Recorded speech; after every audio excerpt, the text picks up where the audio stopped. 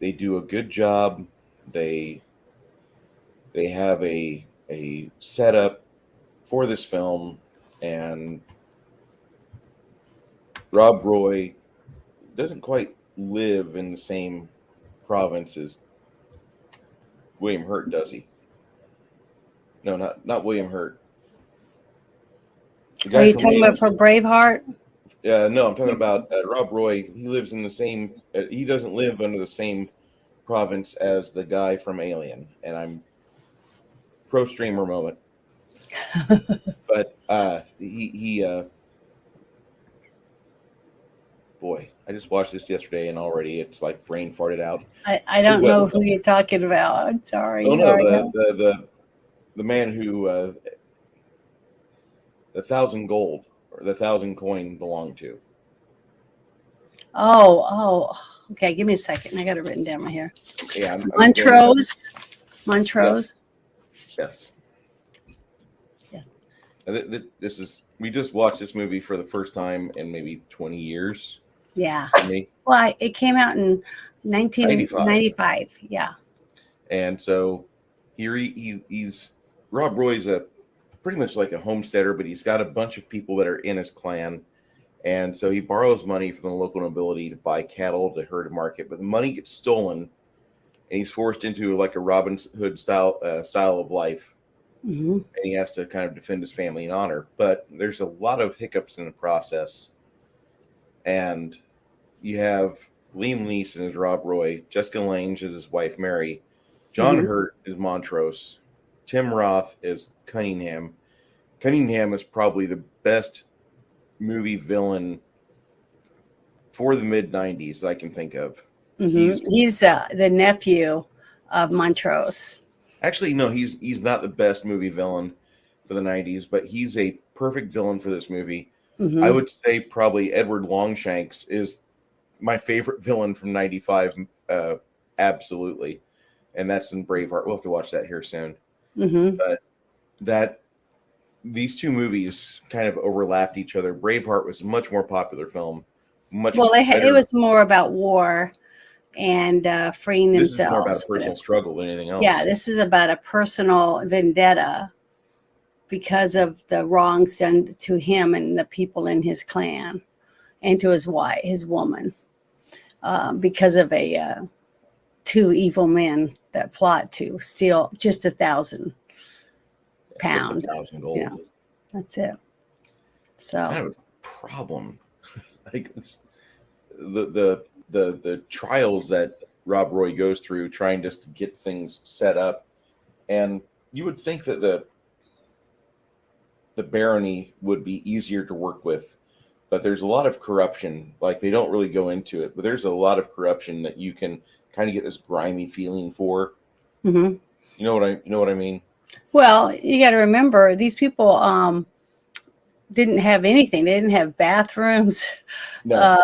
They didn't have changes of clothes. You know what I mean? Even Tim Roth's character, barely had one bag of clothing and stuff. And so the thought of being able to buy some new clothes, have a nice tailor, get a new wig, all those different things was, too tempting for his dark heart anyways. The fact that the younger brother of Liam Neeson's character, was it Gregory? I believe so. Felt like he stole the money and took off with the money, the character, which was Eric Stoltz, and I loved him in The Mask.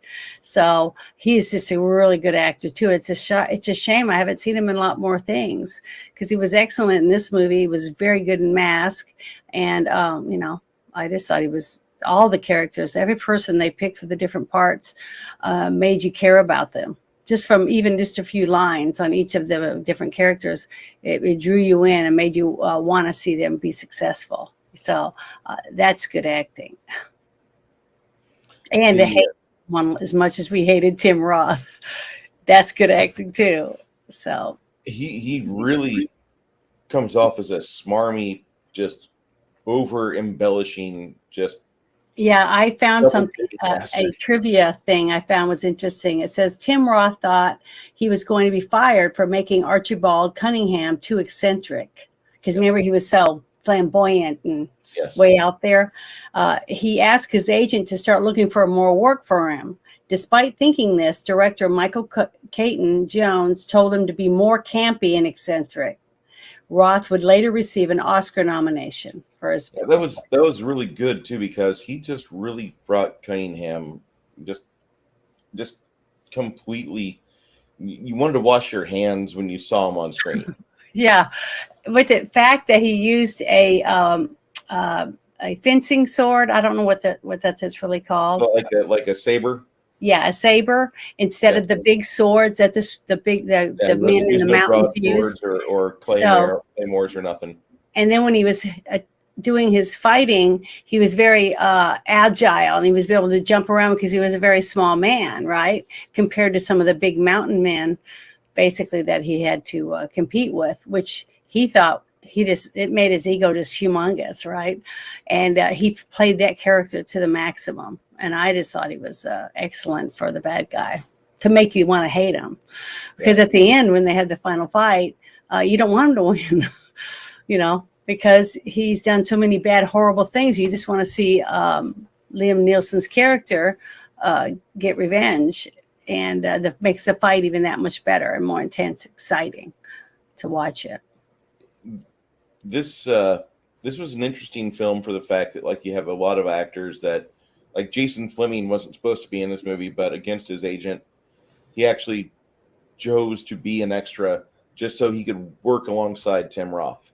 Mm-hmm.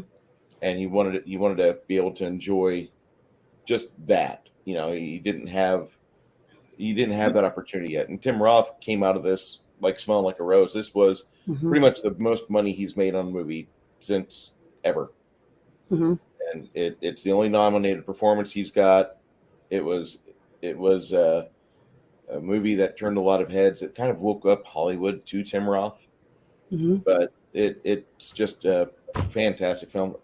Just to give you guys more information on this, you have Brian Cox as Killearn, Eric Stoltz as MacDonald, Andrew Keir plays the Duke of Argyll, and that was supposed to be a role for Sir Sean Connery, which I would have much rather had. Brian McArdle plays Alasdair, Gilbert Martin plays Guthrie, and Vicky Mawson plays Betty. Who played the younger brother? He just made my heart break. He was so adorable. I just thinking about some of the scenes he was in, I'm getting, I can feel my throat tightening because I'm going to start crying. And I've seen this movie like 7 times. So, and I that cried was something I noted. Like, we're watching this movie last night. I haven't seen it since '95, and I can hear you sniffling in the background. I'm like, that's not her allergies. No, I was crying. I was really holding back so I wouldn't start bawling. And I turned the mic off a few times because I was like, I got to blow my nose. But it was so heartwarming. The scenes where, if you want to talk about that now, those scenes where he's talking to Mary, when he realizes here he is griping about not being able to get there quick enough, and how bad he felt. And then he looks at her and realizes what horrible thing happened to her, that he wished he died because he didn't want to have to live with the fact that he wasn't there to be able to stop it. But he wouldn't have been able to anyways. And the fact that she says that she makes him swear not to tell Rob because she knows that him wanting revenge would get him killed. Yeah, and that would be Brian McArdle. He played Alasdair, and I'm just going to pull up his photo here real quick. Oh, he was just so good. I can't believe he wasn't nominated for something, because some of the scenes he was in was just the one where he drowns the gentleman that he knows was there staring and watching. Yes. He did get revenge to a small degree, but and so did she. She was able to get some revenge for her and the young girl that committed suicide. Oh, yeah, I remember him now. Yeah, that guy looks a lot like him when he was young. Yeah, this movie almost 30 years old, and now he's almost my age, maybe a little older. I don't know how old he is, but that's him nowadays. Or that's his IMDb photo, and he used to be a young man. He Well, I looked up. I wanted to see how old Liam Neeson and Neeson and Jessica Lange and Tim Roth were when they made this movie. Tim Roth was 34, Liam was 43, and Jessica Lange was 46 years old when she made how this. old? 46. I think she Jessica was Lange born was in. 46, and she looked that fresh. I'm Yeah, not trying to get. no, she looked good. She, you know, Yeah. she looked beautiful. Yeah. And she looked like the part of a woman who had two sons, you know, as old as the ones that were in the movie. And I think she portrayed her character very well. She's very modest. To me, her character was very modest, and she came across very well when she went to the other Kalan to or whatever his name was. What was the other guys that the one that ended up being her benefactor at the end? I'm trying to remember what his name was, but when she went That to would him be and with the one that Montrose wanted to have him say he was a Jacobite. I can't remember what his name was, but I loved his character too. It was so. I liked the difference between two aristocrats James that had Graham, the fourth Marquis lots of money, very high society. Both of them. One was a dirty scoundrel that would throw anyone, his mother, under the bus, and the other one had morals and was strict to try to follow the rules and be fair, even though he was stern. Huh? I think you're talking about Andrew Keir. Yeah, the older man that kept doing the betting with Montrose. Yeah. That gentleman. Yeah, Andrew Keir. Yeah, I thought his character was excellent too. And he only lived another couple of years after this movie was made. Yeah, he looked quite old, but he was a really good actor. He was born in 26, so by the time 95 rolls around, I mean, this guy's kind of, hitting the ticker. That's all I'm going to say.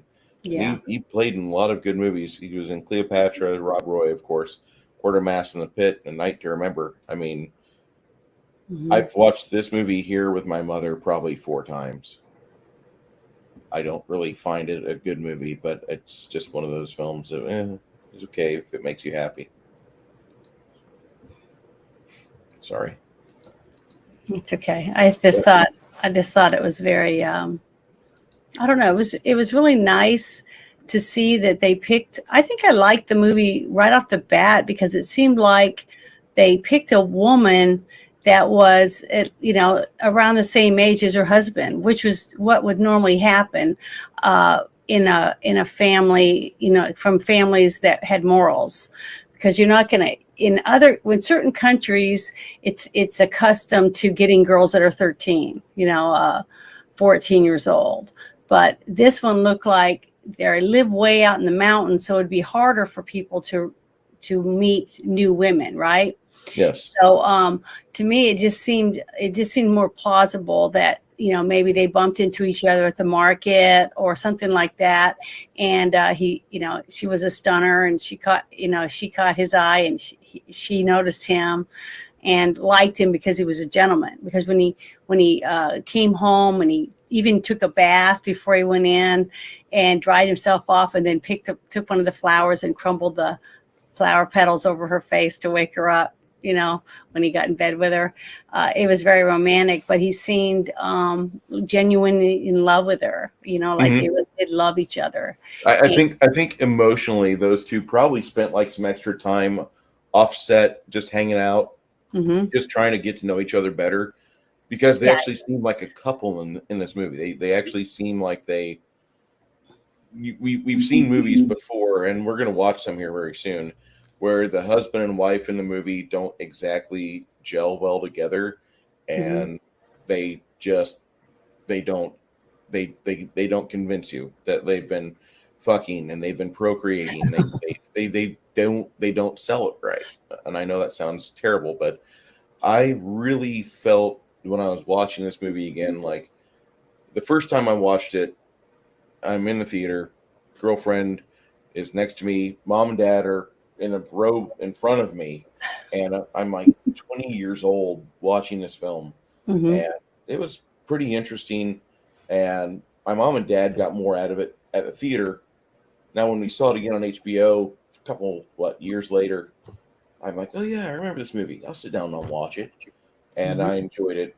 But this time, I really the Andrew Keir and William Hurt portion of it was probably my favorite part of this movie, because you have these two old men bickering back and forth in politest of social conflicts, and they're just like they're wagering lives while they're making jokes and sipping whiskey or wine or tea.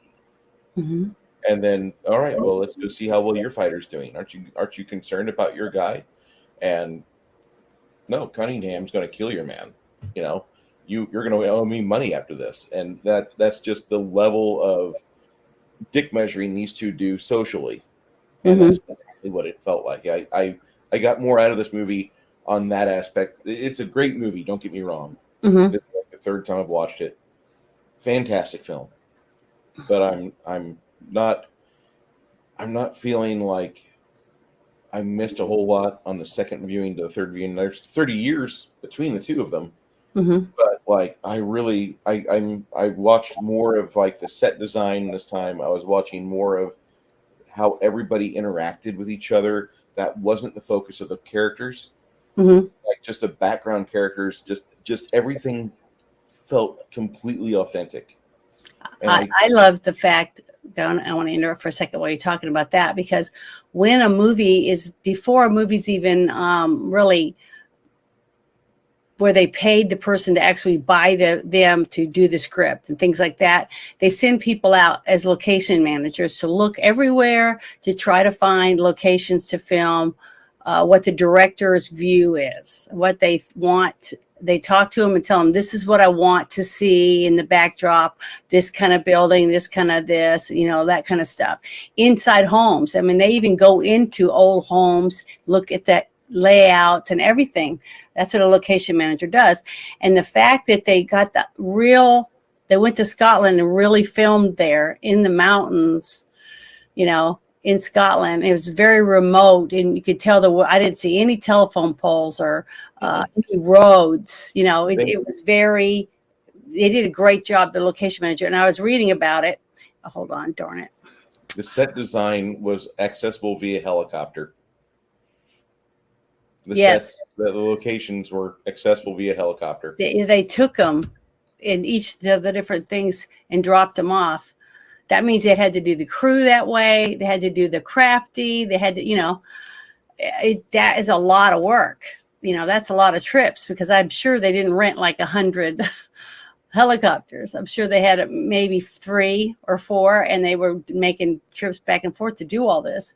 And it was just, and the porta potties and whatever else they needed to have, generators. I'm just trying to think of all the stuff they had to have, all the people, the animal handlers. I actually cried when you saw all the soldiers running around shooting the beautiful Highland cows and the goats and stuff like that. And the dog, I just started bawling my eyes out. When Tim Roth stood up with the gun and the dog, and you see it flip up in the air and fall, that's a well-trained dog to do what it did for that one part. And it was very good. You could tell they took a lot of time to plan out where they wanted to make this and who was in charge of certain aspects of the set design and props, costumes. It was beautiful. It wasn't even, the music would fit every scene, I thought. And the set designs, like where they take the guy that gave the coin to them in the first place to set him up, because he made sure he didn't have a note, because a note would have been useless to anyone besides the person they purchased the cows from, right? So they had to give him the coin. So when they took him to that old mill, it was like an old windmill that was, caved in a little bit on the side and everything. He put him in there to hold him, to have like Mary come and talk to him about what he did. So Yes. they do a trial basically to get him to confess about what he had done, and that small area that they filmed in, the water's edge and the carts and just everything. It was just breathtaking because I just went, oh my God, it's just beautiful, absolutely. And then the mist over the water. I mean, it was gorgeous, and the director should be commended for everything that he did for this movie because it was just breathtaking. I just loved it. The action scenes. I can't praise it enough. I just thought it was so good for what it was supposed to be. I'm just gonna kind of, for those that don't understand or if they're new, my co-host is a very, one, big romantic, and two, she loves well-designed and convincing period pieces. They don't have to have millions of dollars of CGI, but they do have to have thousands of dollars of good costume design. And this movie, from everything I understood about it going into it and not realizing how much I could retain from 30 years ago, I really was very impressed with everything I saw with this movie. I was looking more at technical aspects than anything else. It already sold me on the acting. I hated Tim Roth for years after this film. I'm like, man, he's just a... And then, like, finally when I turned 25, I realized, like, he's really a good actor because I can't stand that fucker in this movie. But this movie was so good as far as just providing you a good setup, convincing action and acting from Liam Neeson. And then, like, there's the scene in the pub where one of his clanmates kind of is just being a lout, and Liam Neeson, actually, that's the first time you see him use a broadsword. And I might add that usually most Scotsmen would use what's considered a claymore. It's more of a two-handed or hand and a half, larger than a bastard sword. Everything in this movie looks like it's a basket-hilted broadsword or some sort of variant of the long sword, a one-handed weapon. This is kind of important because the final scene, he exhausts himself on Cunningham just trying to get this thing around, and Cunningham's just throwing this little saber and stick, and he's pretty much almost put to pasture, which is probably one of the best sword fights up until for season 1 Game of Thrones. I would say this movie had the best sword fight I had ever seen. Yeah, because it kept you on the edge of your seat. Yeah. And it was believable. It really seemed like the two wanted each other dead. That came across in the acting along with the sword fight. Yeah, I thought it was immensely entertaining, for sure. I only found one thing in this whole movie where I found a mistake. And it took me how many times? This is my 8th time watching it. Wow. Notice it. And it was the part where Liam had jumped off the bridge and had the rope around Tim Roth's throat, and they cut him free. And then you see him go downstream a little bit, and they come looking for him, and he doesn't know where to go. And there's a dead cow laying there, and it's all bloated and gross, and it's got maggots on it and stuff. Well, he takes a stick and pops it open and climbs inside. Okay, and you see him in there, and he's trying not to make any noise. Vomit. Yeah, or vomit and stuff. So he's trying not to make any noise. And then you hear all the men around like, oh, what a stench, and they're walking, looking for this guy. Let's go downwind. Yeah, but that's what he said. That when he said that, I went, oh, that was a boo-boo. I didn't realize that. So so I went and looked to see if I was right about that. And it said, yeah, that was one of the things that had happened. And I was like, well, that sucks that I found something wrong. But besides that, I really looked, and I couldn't really find any bloopers, anybody wearing tennis shoes when they weren't supposed to, all that stuff that I was looking for. And I really didn't see anything. The costumes, even on the extras, it just, everybody looked great. And the little scenes, like when Rob is walking around in the little quaint little village there, and the little kids are all gathered around, and his younger brother is telling him a big story about how macho they are, because we got to remember there's no TV, there's no entertainment whatsoever. So all you have are story time, basically singing, them playing their own instruments or whatever, and just playing kickball, whatever it is that they come up with in their imagination, because there is no other entertainment. There's no video games. There's nothing, there's nothing. So to see him talking to the kids and all the kids watching him with intently, and excited to hear what he has to say, and the excitement on their faces and stuff, it just seems very authentic. All of that did to me. So I just loved it. I just thought the little quaint villages, even the scene at the very beginning when they find the tinkers that have taken the cattle, right? And they're watching them and everything. And he said, we're going to get them tomorrow morning. And I'm like, what? Because they're young bucks and they just want to go in there and have a few fights, right? But he's thinking about what's best for everyone, not just them, but also for the people that he's going to leave without a father or a husband to provide for them. See, so I just thought that was great. That showed his real true morals and his honor, like he talks about a lot when he's talking to his little boys about what honor is and stuff. And I just thought it was really, really just made you just love him even more and trust him. I loved how Montrose was like, honor. Oh, like nobody's honorable. Everybody would stab everyone in the back, because he would. So he looked at the world that way. And you surround yourself with a bunch of skanks. You can't trust anyone. How do you sleep at night? You don't know which one's going to come and slit your throat, to take what you have. This movie established Jason Fleming for me as I recognize him now more because we just watched a movie. What was it? League of Extraordinary Gentlemen. Mm-hmm. And now he was in this as basically an extra. But then you have Tim Roth. He was also in, I think it was Pulp Fiction. And Eric Stoltz is in Pulp Fiction as well. Mm-hmm. So, I mean, there's a lot of, you can see these guys just getting work all through the 90s. This was a very good time for the men of this particular film. And then in a few years, Liam Neeson would get the role that defined him to many Gen X and Gen Y people as Qui-Gon Jinn, which I thought he was fairly skilled. He looked like a convincing sword fighter. I don't particularly like his style of Jedi swordsmanship, but he dies.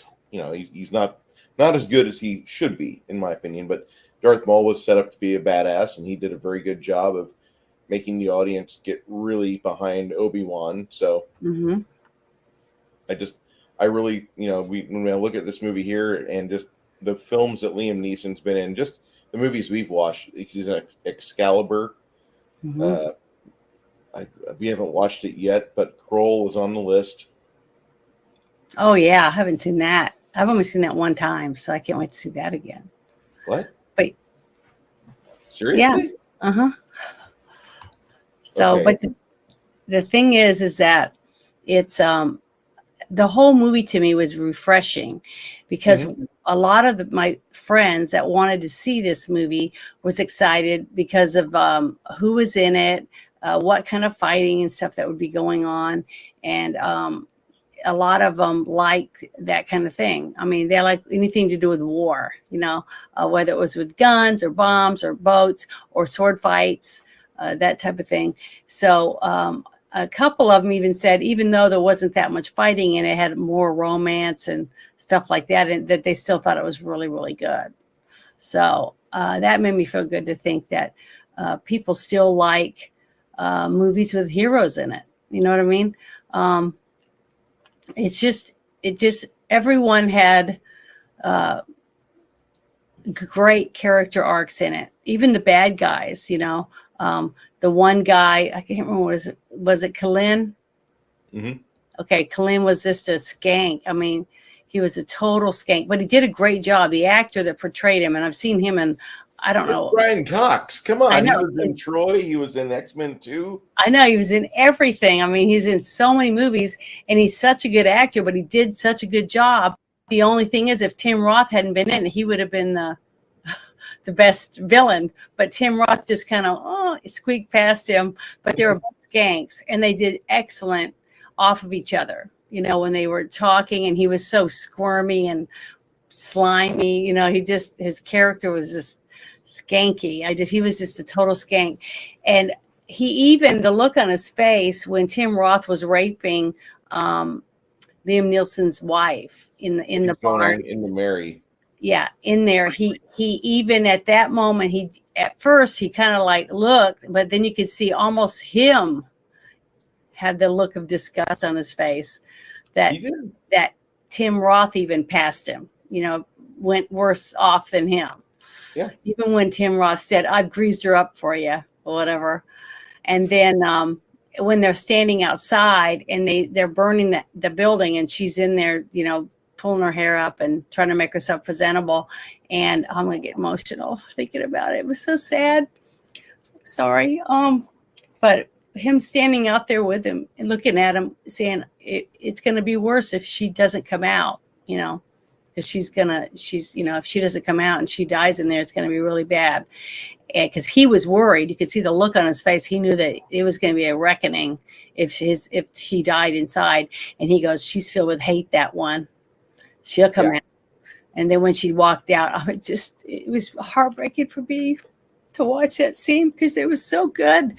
And it was so believable because his acting was just so good and phenomenal with her character, all three of them in that room, supposedly with that going on. And then whoever else was in the room, the fact that they did such a good job to make it so realistic, at least for me, it was just, that was a Academy Award winning hatred. The look on her face is absolutely priceless.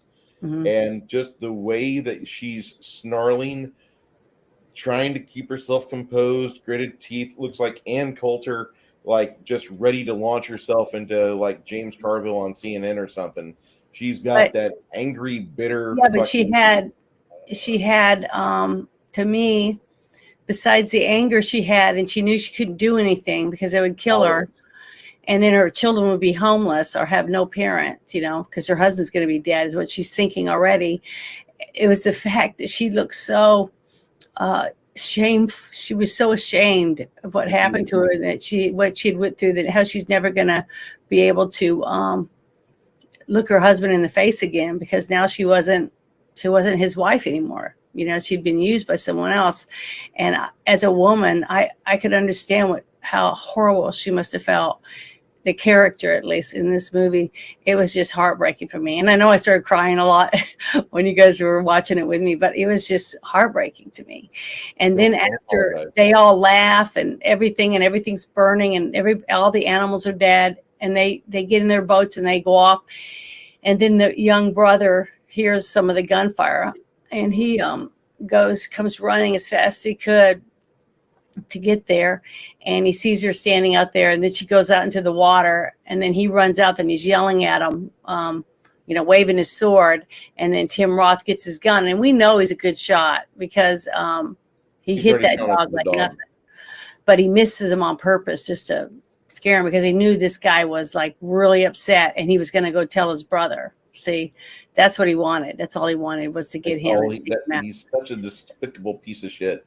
Yeah, but that's what made you hate his character so much. You had to have a horrible villain, and he just did it like it was so seamless for him. Like he was born to play that part. And that is why I think he was nominated for an Academy Award for it, because I don't think anyone else could have made you hate him as much as you hated him. But the look on the little brother's face when he's yelling and he said, we'll avenge you. And then he sees her washing herself, you know, trying to wash herself in the water so that nothing bad would happen to her getting pregnant or whatever. And she'd already had sex with her husband now twice. Mm-hmm. So, you know, there's still that doubt there, the shame that she had on her face, everything. And when he says that Rob will avenge you, that's when she says, no. and grabs him by the face and says, "You can't tell him. He must never know." So that whole scene was just, I was just bawling my eyes out the whole time. It was so sad, so heartbreaking, but it was so frustrating because I felt how I could feel for the brother that wanted to be the man to protect his sister-in-law, basically, and he didn't. So he was shamed. He just felt so awful, and he just felt so helpless. There was nothing he could do, in the whole thing. I'm sorry, I'm not reading any of it. I'm just talking my head off. Our chat's exploding right now on various topics. I hate that. I always have to go back the next day and read the chat because I miss so much because I'm so busy gabbing. Oh, you're good. No. We can go back and we can read the chat later because the chat that's some quality stuff that's in there tonight. Okay. Travis automatically is fencing with me at the start of the film. I said, start of tonight's recording, I said, Jessica Lange looks really good for 46 in this movie, and I called her fresh. And Travis is like, Jessica Lange is anything but fresh, And so I'm like, what? And I went over to the IMDb and I forgot, she looked great. And that was in 1995. Mm-hmm. Yeah, you're right, Travis. I get it. It catches up with everybody. Well, we all get old, That's just the way it is. But I'd rather get old and have wrinkles and be alive and live as long as I can and be healthy as long as I can, do my own thing until the end. I want to be. I don't want to be like in a wheelchair or all hunched over and all that. I'm trying to eat right and exercise and stuff so I can live as long as I can and be healthy. Because even if you're been married for 50 years and you're walking hand in hand and you get to be there with your loved one, when you look at each other, it doesn't matter how many wrinkles you have because it comes from your heart, And that's what I felt between these two. I felt that way. And when I'm going to get emotional again. And, but so funny is that men do everything they can to not cry or get emotional. And they want a woman that's a woman, a real woman that will take care of you when you're sick and come in there and kiss you on the forehead and make you chicken soup and make sure you're covered up all to your neck. And put take your temperature and all that. But then you make fun of her when she cries at a sad movie. I just think, I don't understand that. I just don't understand men when they do that kind of stuff. That's you want a woman, or do you want a woman that's like all buff, walk around and say, I don't give a fuck. What do you want? What do you want? I mean, we can't have everything. I mean, we can't help it. It's just who we are. We're the ones that cry when we see baby kittens, and we cry when we see something sad, and we cry when we get really angry. I don't know why. I wish I didn't sometimes. Sometimes I look at myself in the mirror and I say, I hate that about me. I hate that I'm a wimp. I hate that I get emotional. And it's one of the things I don't like. I feel weak when I cry. I feel like, it's a bad part of me. And I've always hated that about myself. So, but oh well. I can usually keep everything in check. It comes to being at the Grand Canyon or my dog died. Just don't come near me. Okay? Because you have this soft cry. It's about 60 decibels. You can hear it in the theater. Okay, whatever. I cry I might sob. I might go to 70, 80 decibels. I might scream it's Viking metal. Okay. Mm-hmm. I don't know. There's various levels to grief for me. It's just all. Like I said, Grand Canyon, dog's dead. Yeah. Yeah. Cynthia Roth was in her 70s, and her and Janet, I think if Janet discovered the Cynthia Rothrock yoga, Janet would attain the immortality that most elves want. Well, we all want to stay as healthy as we can, and we all want to look our best, the best we can. But the good thing is that every person in them loves something about someone else. It doesn't have to be that you have big, strong shoulders. I mean, because you could still have a beer belly or love handles, and attractive women will still like you. It's how you treat them. If you make the woman feel like she's the only one in the world for you, that's enough. Believe me, women melt for that. You go out, and you're driving down the road, and you pull over in the middle of the median, you pick a couple dandelions or whatever, and you take it home, and you say, I picked these for you on my way home. She's going to melt. I hate to say it. I know I would. And I don't think I'm that much different than most women. I really don't when it comes to romance and stuff. And he did all that in this movie.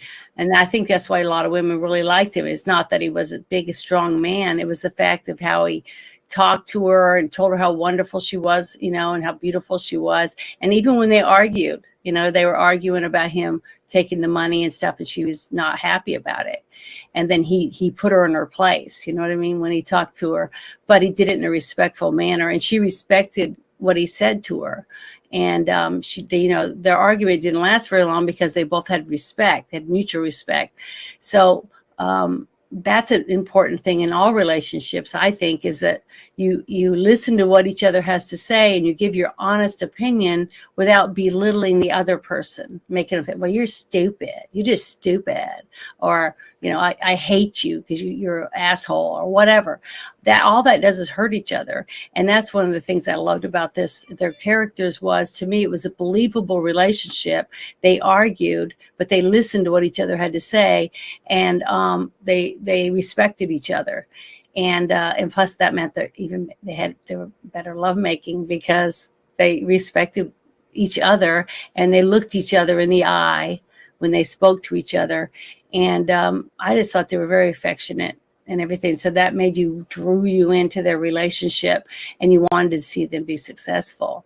And even some of the other relationships that were around the bonfire, like the woman was sitting with the husband, in front of her, or the husband had her in front of him, and they were very affectionate. At least that is how it seemed. So he wasn't afraid to show his affection and care for her. None of them were. The other woman, the brunette that sang the beautiful music, her husband that had the scruffier hair and stuff like that, they even were affectionate. It seemed like everyone in it had a very good affection toward each other, and they were respectful. So I liked it. I just thought it was really, really good. This is my first kung fu crush I ever had. This is Cynthia Rothrock, 2020. I believe she's about 60 years old, maybe 55, somewhere around there. But yeah, just gonna say, I mean, yeah. Well, she's in shape for sure. I mean, the martial arts have done her good, and exercise does anybody good. I wanted to say something though. If you are in a relationship, you're married or whatever, and you're together, and one of your mom dies or your dad dies on either side, and the husband is upset. He might throw a few things and just say how unfair it is. And then he sits down, and your woman walks over and hugs you and puts her arm around you. She's not going to go, oh my God, you're crying. She's not going to do that. I tell you right now, she's not going to think, oh my God, I'm married to a wimp. She's going to think I'm married to a strong, virile man that has compassion for his family. That's what she's going to think. So men need to stop thinking that if a woman sees you vulnerable, that she's just not going to look at you the same, because she's probably going to look at you even better, even stronger. Mm-hmm. I remember one time my dad cried, and it was when my mom had a miscarriage of one of my little brothers. Sorry. But my mom was so good to him, and all of us girls were. So men can be, and he was the strongest man I ever known in my life. So men can cry at the right time. I'm sorry. You're good. But this movie made me cry a lot. Sorry, I got to blow my nose.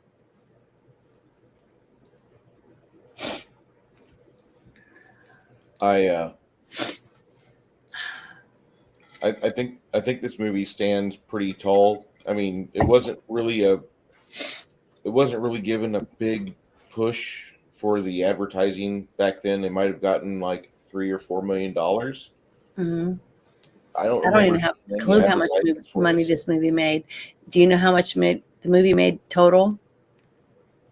I could look it up. Oh, they took away that. Thanks, IMDb Pro. No, I don't like you enough to get an account.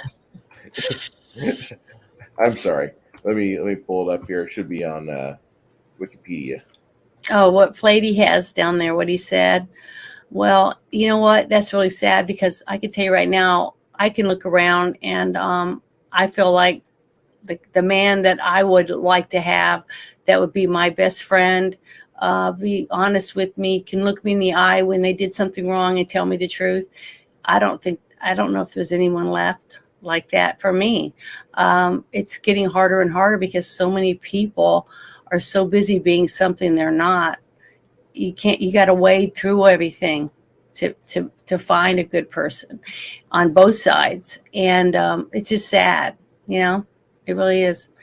But maybe if we can get back our governments and get our countries back, we can start seeing more people with more values for a person, another person. Because if you can walk up and kick a dog for fun, or kill a cat, or kill a baby, by getting an abortion, things like that. There's three pretty evil acts. Yeah, if you can do all those things, then how can you actually be compassionate to a person that you want to spend the rest of your life with and have a family with, So, and you got men and women that do that now, that just think that, oh, it's no big deal. That's not me. And when I meet a guy and all he talks about is, every single conversation is the same. It's like, oh, I wish you'd wear this mini skirt, or I wish you'd do that, that type of thing. I just, I went on a date with a guy and all he did was look at his hand and tell me how handsome he was in the mirror. I never went out with him again. I don't want a person that's just, I like looking nice, but you guys have seen me play DD, and I don't, I'm not all decked out on me wearing overalls or whatever, because you can't be that way every day. And I don't want to be, but I want my man to look at me and think I'm the most beautiful thing, no matter what I look like.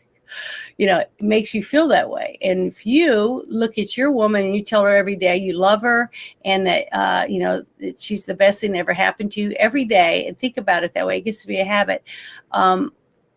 She'll feel that you really feel that way about her, and she'll treat you that way. At least I know I would.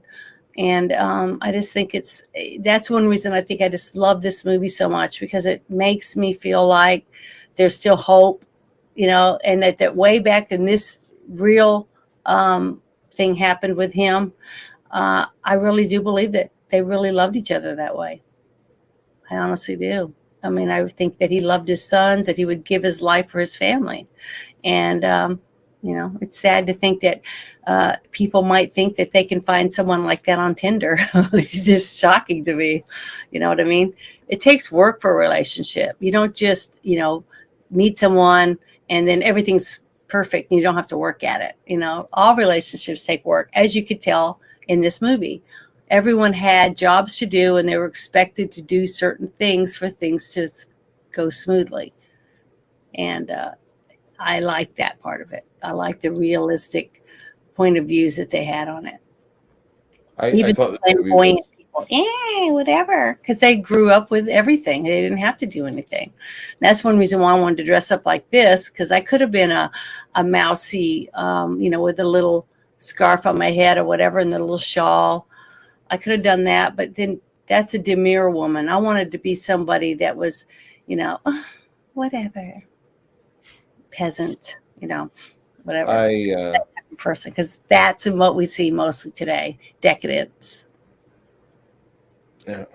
In politics. No, that's not just politics. I mean, fuck, we just had a major game convention, or excuse me, a major gaming advertisement extravaganza, where they talked about Baldur's Gate 3 2 weeks ago, and they showed the bear and the man having sex. It's like, what degenerates are being allowed power now? This is not what I want. How do we reset this? Because I want those guys spiked on their head off of like a 10-story building night. We don't need to have that. I don't want those guys making decisions. They don't even need to water fake plants. No responsibility for those fuckers. I'm absolutely dead set against that. I know, and I think it's great. And hopefully that passion that you have about this one thing will help you finish your own story and maybe come out with your own game that will change everything about your life, because you use your passion of something you love and make it what other people love, you know? True. And use it to do something else with it. That's what I try to tell people too. And I try to do that right now with myself. That's why I'm doing this. I took something bad in my life and I tried to make something that other people could enjoy, but also keep me myself. I don't know if that makes any sense to anyone, but that's why I started, my first channel on TikTok in the first place, is because I wanted to laugh and make other people laugh and do the goofy stuff that the other person didn't like. But they liked it when they met me. But as I kept doing it, they didn't like it. They told me they didn't want me to do that anymore. They didn't want me to do this and that. And I was like, that's not me. That's what I tell people all the time. Be yourself and like the person that you end up with, let them be themselves, because you're attracted to each other for a reason. Stay yourselves, and then you'll stay in love, But I love this movie because of the romance. There was fighting in it, but real life, you have to fight for things. Yeah. And, I just thought it was great. And it was, all the actors portrayed their characters so well that it was hard to not think of it as a movie. It almost is like you're watching it unfold in front of you, even though it's a movie. And that's what makes a really good movie. It's almost like you're in it. It's surrounded by it. You're enveloped by it. And you can feel the emotions and your blood pressure going up, Just watching the Scottish Highlands, and then you have Carter Burwell. He's the guy that did the music for this movie. Mm-hmm. He really sold the screenplay with the soundtrack. The soundtrack was never obtuse or it was out of balance with what was going on. It was a perfect dancer with the visuals. I loved how everything just kind of worked itself throughout what was it, a 2-hour movie? It didn't feel like it was anything but 90 minutes. Mm-hmm. And I'd like to say hello to RPG Grandma. It's always great to have you in chat. But between you and Janet, I feel like the place gets classed up quite a bit thanks to the two of you lovely ladies. Yeah, thank you guys. She's a treasure. She really is.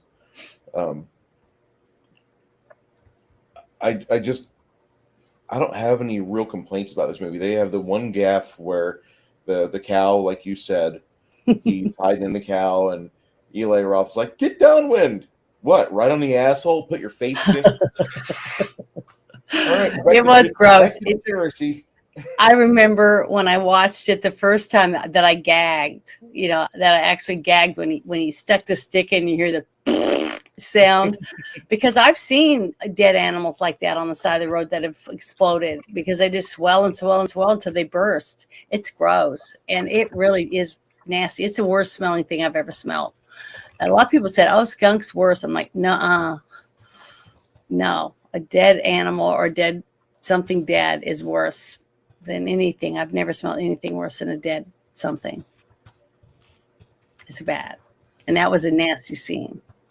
But he was in desperation. He had no other choice. So that made that scene very intense.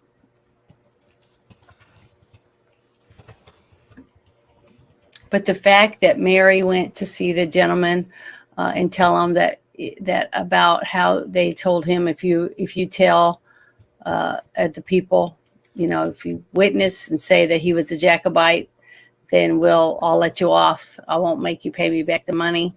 Right? He knew the guy enough. He'd done many things with this other gentleman that he knew he was a skank, right? So he believed what she said. He knew that she was an honorable person and that she loved her husband and that she was doing it. She humbled herself to go there, because she even said, he would not want me to be here, but I'm here because I love him. He's my husband and I don't want to see him die. And she didn't know for sure whether he was even alive at that time. but she still did it.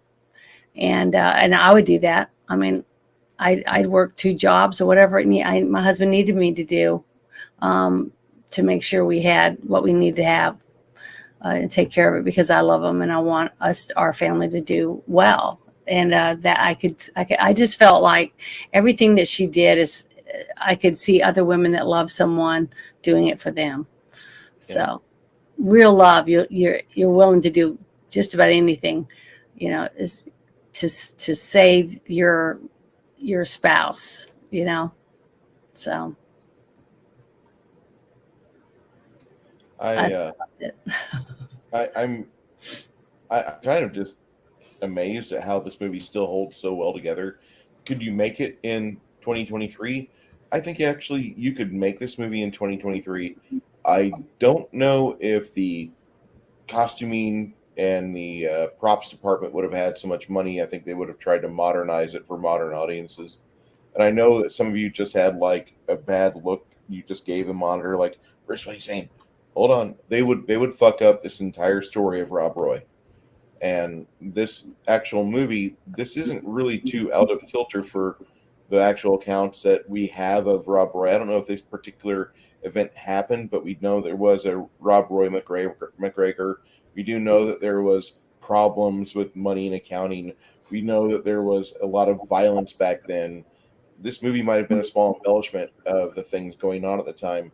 And I could see where somebody would have just been like, we have this account of this guy and he's actually kind of a badass. I'm gonna cast Liam Neeson in it, because who doesn't want to have, ladies, who doesn't want to have a 6'4" Scotsman in a kilt swinging a sword in a movie with Jessica Lange, and she still looks really good, makes you all envious. She's 46 and looks like that. Yeah, she looked great. She looked great in this movie. I mean, does she look good now? No, the wall. That's it. But she's 71, 2, 3 now. Well, I can tell you right now, any man that was 70 or older would think she still looks really damn good. Yes. So for men her age, she's a knockout still. Yeah, and there was a young lady that I bumped into right before I saw this movie, and I had this memory kind of pop up yesterday. I met up with Tiffany, and I had Melinda on my arm at the time, and this girl and I went to school, Tiffany and we were schoolmates, like through freshman all the way into senior year. She was there. She had her kid at age 15, and she was messed up. Small town America, guys, guess what? She saw no exit, so she elected for the early childhood and early motherhood. So she went with that route, and then I just kind of was like, yesterday, before we did this movie watching, I keyed in her name and I punched it in, and I found out she had passed on in 2018. And I'm like, ugh. And then I saw a photo of her, and I'm like, oh, what happened to you, girl? Because I remember her. I remember her when she was like on the way up. She was a young little pretty thing. She was 15, 17, 18 years old. She was my age. She was born 6 months after I was. She's a June 75 baby. And she shouldn't have like had the life she had. More than likely, she made a lot of mistakes on her own. She paid for them, and she's no longer here. But just kind of like kicked my sails, because I'm like, wow. And then I also remembered that my friend, my first friend I ever had in school, he died when I was 35. He was 36. And when I saw the photos of him right before he died in the hospital, it looked like a monster compared to the young man I grew up with. And it's just one of those things that when I know some of you are like, Bruce, now come on, you're 40 something. Come on, let's give it the program. I get it. But in your head, you don't really realize that you might be your age. You might still have this little niggling piece in the back of your mind going, hey, dude, we're 34. We can go. Come on, hit another beer. Get another shot of whiskey. Drink another pot of coffee. We're going to work for another 6 hours, and then we'll call it quits for the night. Come on, let's go. And then when you get up and your knees pop, or your back, oh, like yeah, the calendar hits you on the back of the brain like you're no longer a young adult, fucker. Mm-hmm. Yep. I don't know how many of us have that problem. I mean, Janet's going to the gym 3 times, 4 times a week. But you know what? Before I started going every time, I go every other day. I hurt my knee, my left knee, when I was 17. I had a guy showing me his motorcycle, and he had me sitting on it, and he was trying to show me how to shift gears and all that different stuff. And I don't know what I did. Somehow I moved this one handle like that, and it just jumped up out between my legs, and it fell and landed right on my knee and broke the clutch off on my knee. Tore my knee all to shreds, and my knee was like this big. I had to cut all my jeans and stuff to be able to wear my pants to go to work and everything. It was horrible. And ever since then, my knee hurts. And I was 18 years old, and my knee would ache all the time. Well, since I started working out every other day, and it hurt. Boy, it hurt at first, but guess what? It's a lot better now because I'm working muscles and my joints. And it's good for you to do that. And plus, I try to eat well. I don't smoke. I don't do drugs. I do drink wine and a few other little things. And I like ice cream. And I don't really like chocolate that much, but that'll keep the pounds off you. Well, I don't drink soda pop at all. Haven't had a single soda pop in like 12 years, something like that. I didn't really drink a lot anyways, but I just stopped. That was one of the things I just stopped doing, trying to be healthier. But I can tell you right now, if I go 3, 4, 5 days straight and I don't exercise, my knee starts to hurt. So I have a little sleeve I have to put on it when I do a lot of driving. I wear this little sleeve on my knee, and then I try to work out. When I get there, I just try to walk up and down some stairs, over and over again, things like that, because you have to keep your joints lubricated, to keep them younger, so you don't get bone spurs and things like that. And I force myself to sit up straight, and I have this thing I wear on my shoulders that holds my shoulders back, so that you don't end up getting the tiny fractures in your spine, all those type of things, because I research all that. Because when you're hunched over a computer keyboard, it's not good for you. It's not good for your neck. It's not good for your shoulders. I almost feel personally attacked. Yeah, well, I do the same thing. You saw what I do. I sit over a thing with a mirror, and I do all that. So I sit there like that. And if you sit and you practice with your feet under your seat, it forces you to straighten your back a little better. So just all those little things that I try to do to keep me from hurting myself more or making my achy bones or whatever worse. But yeah, my knee creaks when I walk, especially when I first get up in the morning. But I tore my knee all to shreds. I got a bad cartilage and all that stuff in my knee. But anything you've done through your years, if you've played football a lot, or you played golf and you did different things, depending on your job or whatever, you've worn your hip bones or your elbows or your shoulders. So you're going to have wear and tear on it. And that's why you need to drink plenty of water and try to take care of yourself and exercise and eat better. That helps with your bones and your joints. So you don't hurt as bad. So I was thinking about that, and the mind is willing, but the flesh is weak and spongy. Yeah. Everyone's favorite way to die. This guy, I work out of the World's Gym, lots of firewood cutting and splitting, heavy chores, keeps a man fit, kind of. Mm-hmm. Yeah. Oh, you and Sick Nations live in the kind of the northwest portion of America, where that is like still very much accessible and rewarding, because you can go chop your own firewood for free. If it's on your land, it's great. Or you can go pick somebody's tree if they're like, yeah, go ahead, cut it down, haul it off, get out of here. And that's awesome. I really am. I couldn't do that myself. I'd have to have a splitter. My work that I do enough, it does keep me somewhat fit. I need to be fitter. I'm not fit right now. I'm a shape, round. But you work every day. You go out of your house and you have a job. You're not someone that sits in that chair, then in front of the TV all day long. And that's what a lot of people do when they retire. 4 It's flights just of stop stairs. doing stuff, and that's not good. I go down 4 flights of stairs, and I get in my little bitty shit box, manual shift, 6-speed, and I clutch my way to work, and I go to work in a big, ugly, smelly truck, and then I haul hoses off it. I try to embrace the suck on that, suck up problems, try not to spill, and then afterwards I repeat until the day is like 3 o'clock. That's when my boss wants me starting to orbit back towards the shop, and that's when if I like Mondays, I don't go to the store, but Tuesdays and Wednesdays, I'll go to the store, grab like extra waters, extra, 40 packs of water bottles, and the 4 flights of stairs help.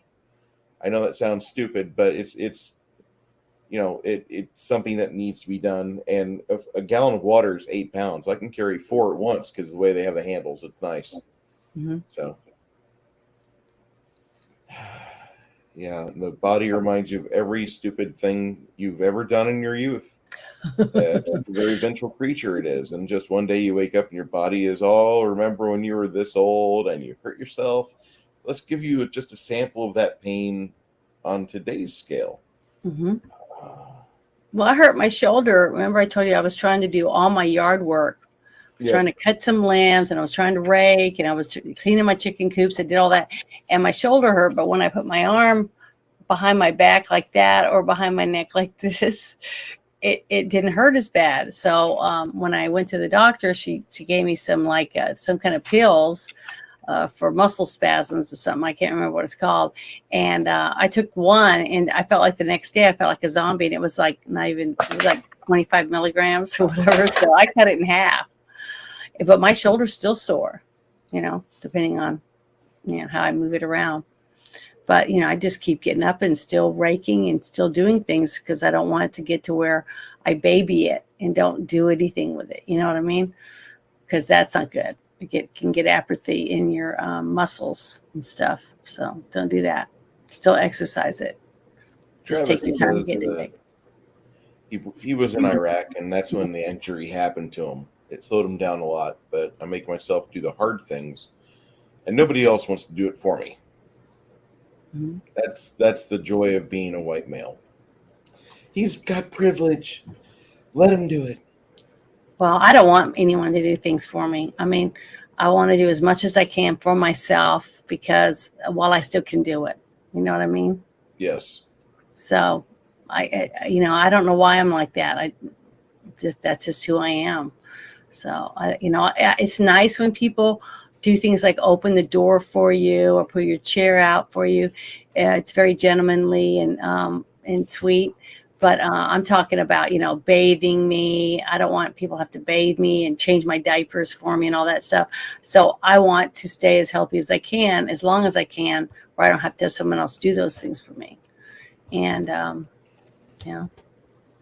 that's just what I want. 'Cause when my mom passed away, she was adamant that she wasn't going to do all those things or have us do that for her. So she didn't ever get to come home from the hospital when she did die. So we didn't have a chance to do that anyways, but we would have. She knew we would, but she was stubborn. So you can see where that from. Current day is being influenced by the death cults and transhumanists, but I digress. And that's true. You said before that science and culture have shown that nature is the best gymnasium for the body, mind, and spirit. And that's where Travis his little statement, the world's gym. That's where that comes from. A lot of people do believe in that. More people are actually getting out and doing things, except for like down here where it's 104 degrees at 7:30 at night. Mornings is like the best time to get out if you're in San Antonio. The earlier, the better. Between 6 and 7:30 in the morning, that's your window to go out, and it's like 78 degrees, and you can do some push-ups and you can do some things. I was having to post-trip the truck today, and so I'm getting on my hands and knees, and I'm feeling the asphalt bite back through the fabric, and I'm like, oh, that's really hot. Oh, that's really hot. Let's not do this for too long. And I was on and I had gloves on, and it was still coming through the leather. It was not fun. This movie makes me talk about things like that because these people lived a very rugged lifestyle, and for them to have their cooking or anything, they had to pretty much just chop wood and have a pot available, and then a very nice sword or knife to butcher something. I love it. Yeah, rabbits, squirrels, rat, whatever you could get your hands on out there in the moors or whatever you would call it, the Highlands. But that's why I loved it so much. The homes that they lived in, it was everything looked so authentic to me in this movie. I mean, the director did a great job making sure when he was looking through that lens and moving it around to see how he wanted things to be shot, he wanted it to be authentic, what was through that camera lens. And I think he did a phenomenal job at doing that. As a person sitting and getting to watch it, it was like they really were living that way to me. At least that's the way it looked at to me, is how I saw it. Even the rich people, the way that they had the massive yards with the little trees that had little decorative flowers on them and things like that, and then they had the little benches sit along the rockways, and you could tell it was authentic rocks because when what was his name, the guy that was assistant to him that made sure he had coin, I can't remember what his name is again. You mean the chubby guy that liked Betty, teased her and stuff. I can't remember his name, but when he's running down the walkway and you can hear his shoes on the rocks and stuff, and then he turns and he's running, the hat that he's wearing, that costume that he's wearing, to me, it looked just like the little salt and pepper shaker for Thanksgiving people, Yes. I don't know why, but for some reason, that outfit he was wearing when he's running down that walkway, I was thinking of my great grandma's little salt and pepper shakers of the little pilgrim people, the outfit he's wearing, that's what it looked like to me. But there is very realistic, it pulled you into the scene. And then he's sitting there with the wrap around his throat because he had injured. And then his Montrose comes out and he says that they're wanting to, the Highlander wants to have a duel with you or whatever type of thing. And he's like, bring it on, like that. And he's sitting there with this very flamboyant wig, and then he's got his, he's very foo-foo outfit he's wearing, and he's got a little hanky, that has a perfume on it so he can sniff it. That's what they carried these around for. They put perfume on it because it reeked. Everybody reeked because they wore wigs that they didn't had to wear wigs. They had a piece of clothing that would stay on their body for 3 or 4 days. Yeah, it was considered, this was a sign of royalty, of money, a decadence. And the poor people didn't wear the wigs, but the rich ones did. And it was like, oh, look at me, I'm rich, or whatever. Or they had the little lacy doily thing in there, sniffing it, walking around all prim and proper. And it was bad. One of my favorite movies with this type of attire and stuff is called Dangerous Liaisons. I would love to do that one day. That's one of my absolute favorite movies, based on this type of, clothing and style. It's actually beautiful and has great actors and stuff in it too. I mean, the story is totally different than anything like this, but it's still a really good movie.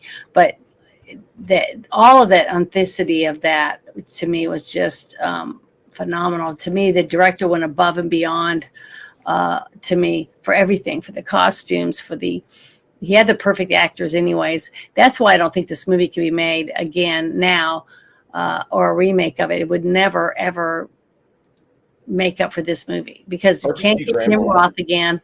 You can't get these actors to portray the characters again. And just like you said, now this costume I made from a pattern, and I made it as authentic as I could get it to look. But when you have a bunch of extras all wearing stuff, most of the stuff is just assembly line clothing picked and then put together. So I just don't think that you could tell that most of the stuff that they're wearing was well made by good seamsters or seamstresses. This movie, this is like the way you make $28 million this is a $28 million budget movie. Hold on, wait, Bruce. A third more is going to be spent on advertising if it's a modern day blockbuster, less if it's not. And don't forget, kids, when I say that, you have Marvel movies that they say we are going to spend 400 million on Thor. And so they're going to not budget, but they're going to spend another 133 million on the advertising for Thor. So you're going to have cups at Taco Bell, you're going to have stupid shirts, you're going to have toys hit the aisle over it. I hate my phone.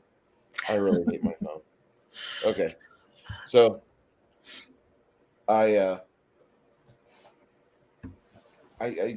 telling you this because they have a budget for a movie. They don't usually put the advertising budget in the budget. That's usually an extra cost of up to a third of that original budget. 133 million for Thor would have been pretty acceptable back in 2012, 2011. But then you have oddities like you have MGM completely dropping the ball with Big Trouble in Little China. They didn't know how to advertise it. They had no clue. They just wanted to sweep it under the rug. Kurt Russell and John Carpenter made another movie. Oh, God. What now? Well, Kurt Russell plays a sidekick to a little Japanese guy we've never heard of. What? Give it $3 million and carry on. And nobody will see the adverts for it. Nobody saw any posters for it. Came out as a sleeper for that summer. Nobody saw it until it hits the video store shelves in September or October of '86. It was a tragedy. Yeah, and don't forget, '86 was the summer of Aliens. So, but this movie doubled its rake at the box office. It made about 60 million, about 58, $60 million. So it did really well. And I'm pretty impressed with how they were able to maintain a level of cohesion. They kept the costuming proper. They didn't overspend on the music. They got the editing right in this movie, except for the one scene. Let's get downstream out of the stench. I'm sorry. I'm going to kick that dead horse. That's funny. It's a dead cow, Bruce. Okay. But this... Well, besides that, could you think of anything that you thought was a mistake or a blooper that you noticed in the movie? No. See, I can't either. And I'm really picky about, the costumes and the scenery and whether someone's wearing tennis shoes with a costume that's supposed to be a knight, which I saw in HBO's Game of Thrones quite a few times. Or Starbucks cup. Yeah. There was lots of little things like that you could see. Even The Walking Dead, there's a scene where the grandpa, the one guy that only has one leg, and then the camera pans around like that, and then he's got two legs under the table. Little things like that, which I can't help it. I that's the kind of stuff I look at and I notice it. But when the first time I watch something, I usually am able to just watch it and not notice anything. I just don't notice it, but because I'm watching it for the movie. And then when I go back to critique it or look at something to see if I can find something wrong with it, I usually find a lot of things that I don't want to, but you can't help it especially when you're looking for it. Like you said, this time when you watch it, you were looking at a lot more details of it than you would have normally if it had been the first time to see it. So it's just something you can't help but do. Once you start, it's like once you're awoke, you can't go back to sleep. You know what I mean? No. So, but I love this movie. It's just so well made, and I have to put so much on to the director and the editing. I mean, the editing was excellent. I couldn't. It was seamless to me. You know what I mean? It just went like they took one camera and filmed it the whole time. You know what I mean? And I know that's impossible. They couldn't do that, but that's what it seemed like. It was very well fed right along. It keeps a very good clip. It has good pacing. The music probably helps propel you from scene to scene. And I'm very happy that they did not try to do anything over and above what they did. Like the worst movie I'll ever make you watch is The Gods of Egypt. Okay, and the reason why is everything about that movie. We'll have a field day just knifing that movie apart. That is a favorite I haven't movie. seen it before. Oh, it's a Willy's Wonderland-esque film. It is horrible, bad CGI, bad everything. Music like swells out and like drowns you. It's bad.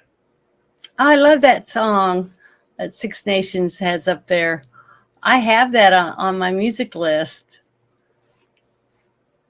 That's a great song. RPG ground, keep kicking, hun. That's the only way you can really do it is get your muscles to stop being atrophied. You just have to, it's just one day at a time thing. Yep.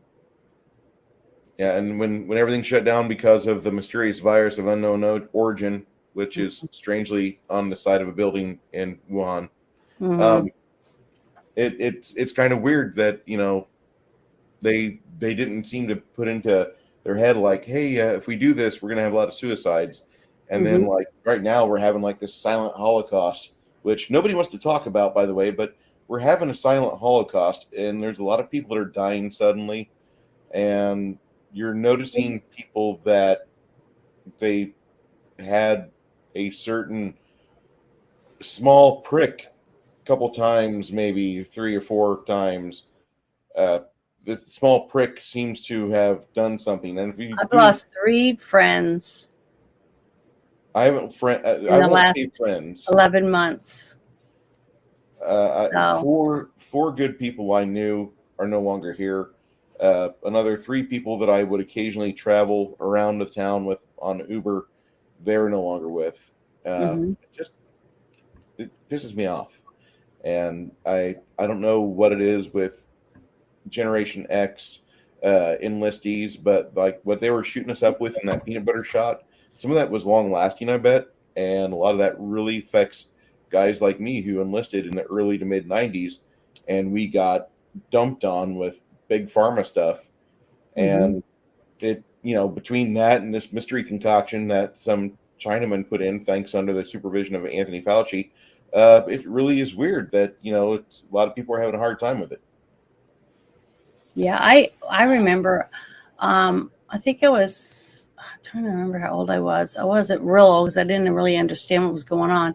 But I remember when we traveled and we went to Guam and then we went to the Philippines. And I remember going and getting shots in both arms, and I could barely lift my arms for a couple of days. And they were round. There was like a round shot, like I had like whole bunches of shots at once. I don't know what that was called, but I remember getting a couple of those before we were allowed to travel, because we were normally we'd live on the base and my dad would go do whatever for a year, but this was like almost 2 years. Yeah, I take that. This is a CVS blend, Mm-hmm. and you get these cute little happy sticks. You rip them Mm-hmm. open and throw them in your water. And I Yep. do about 4 of these per stein when I'm drinking this. I haven't had my dosage today, but I usually pop about 5 or 7 thousand of those a day. I know that sounds really like, oh, Bruce, you're just overdoing it there. Well, vitamin C just finds connective tissue, and between vitamin C, vitamin D, vitamin E, and zinc, like that'll help you fend off whatever it is. Also, a little bit of honey, local honey, you'll be fine. I mean, we're all going to die at some point anyway. You'll just do better than the rest. Yeah, we are. I mean, it might not even die from old age or sickness. You might get hit by a bus or fall off a cliff, or some idiot runs you over while you're across the street. I mean, uh, it's all you can do is what you can at home is to try to take the best care of yourself. Wear your seatbelt. Try to do what common sense tells you to do. But if someone else is involved, there isn't much you can do about it. So that's all you can do. I'm starting to just load up my weekend or my week of movie choosing, Mm-hmm. and I guess this is where I tell you what next week's is going to be. I thought we already picked one. We did. Oh, I'm okay. going to remind you. Okay. It's Cutthroat Island with Gina Davis. And I've never seen it. Neither have I. So I've I'm always wanted excited to. about it. And I like Gina Davis. I I like her acting. I don't know who she is or what she is personally or politically. I don't want to know because she did like a Hillary Clinton-esque The West Wing sort of show. or the woman president. I don't know. But Well, to me, that's a good sign. If you haven't really heard anything about her, like Cher or Bette Midler or some of that, that means that's a good sign. She doesn't have baggage to add to our, whether we like her or not. I'm We pretty can sure. just judge her on her acting. Yeah, as an acting, like, okay, there is an activism portion on her Wikipedia. She supports the Women's Sports Foundation. That might be good. Mm-hmm. Okay, if she just keeps the women with the women and keeps the dicks out of the women's sports, that's great. Gina Davis Institute on Gender in Media in 2007. And they increased the presence of female characters in media aimed at kids and reduce inequality in Hollywood. So Me Too advocate before Me Too. But I like Gina Davis's movies, and I know that sounds really stupid. I like The Long Kiss Goodnight. I like Cutthroat Island. I love The Fly. Yeah, I did too. I thought she was really good in The Fly. It was great. And in Thelma and Louise, that's my favorite movie so far with her in it, and Susan Sarandon. She had an ex-husband. Very good. Her ex-husband looks like Jeff Goldblum. Yeah, she was married to Jeff Goldblum. She was married to Jeff Goldblum? Uh-huh. I think so. I don't know if she was or not. This is her ex-husband, Reza Jahari, but he looks like an Arabian version of Jeff Goldblum. Yeah, she likes guys that look that way. Big nose and glasses. But did you look and see if she was married to him? No, not yet. Let me go to marriages here. She had Richard Nemolo and moved in with him. They married in 1981, but separated in February 1983. She then dated future Thelma and Louise co-star Chris MacDonald, who she had briefly engaged. In 1985, oh, okay, she married Jeff Goldblum on set of Transylvania 65000, and they appeared together in two more films, Fly and Earth Girls Are Easy, and then she files for divorce in October 1990. In 2022, the relationship was a magical chapter in my life. She told people that was the best thing that happened to her, which actually is probably not too late if you're of the Roland Emmerich mindset. More on that with the Roland Emmerich films. Bodyguard Gavin D. Becker was her boyfriend during the early 1990s. After a big courtship, she married filmmaker Rennie Harlan in 1993. And then he directed her in Cutthroat Island and Long Kiss Goodnight, and she divorces him in 1997. This is really, God, I hate reading this because she's more and more like Brigitte Nielsen than. Wow, she's had a lot of relationships. She likes the she cake. Gets around. She really likes the cake. And then in 1998, she dated Iranian-American craniofacial plastic surgeon Rina Jahare and allegedly married him on September 1st of 2001.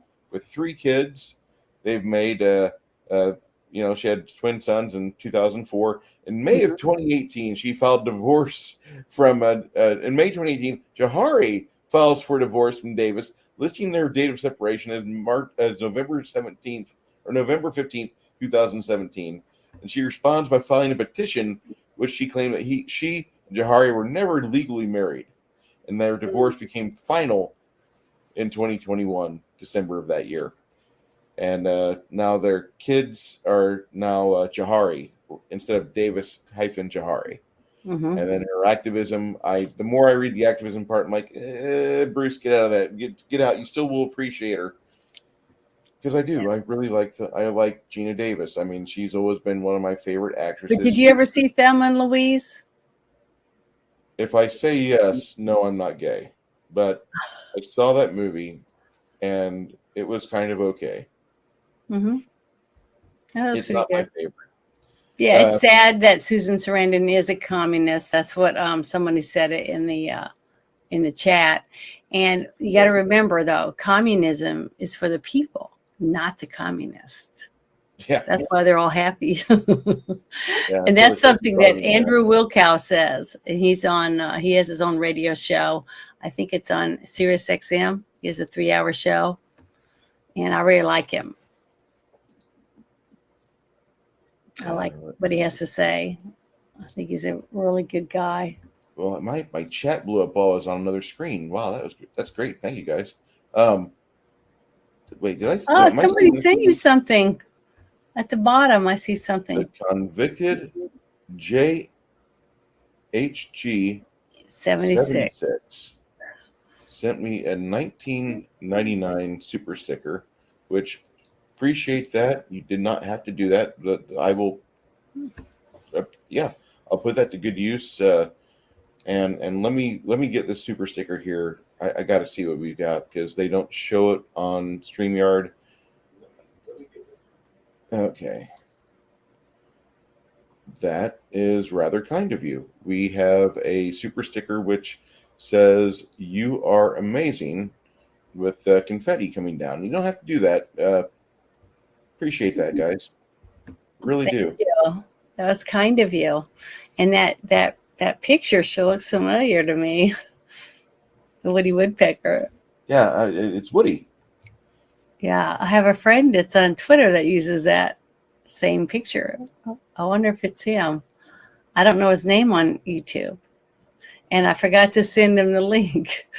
But I said, no, I did send him a link earlier today. So hopefully he used the same one.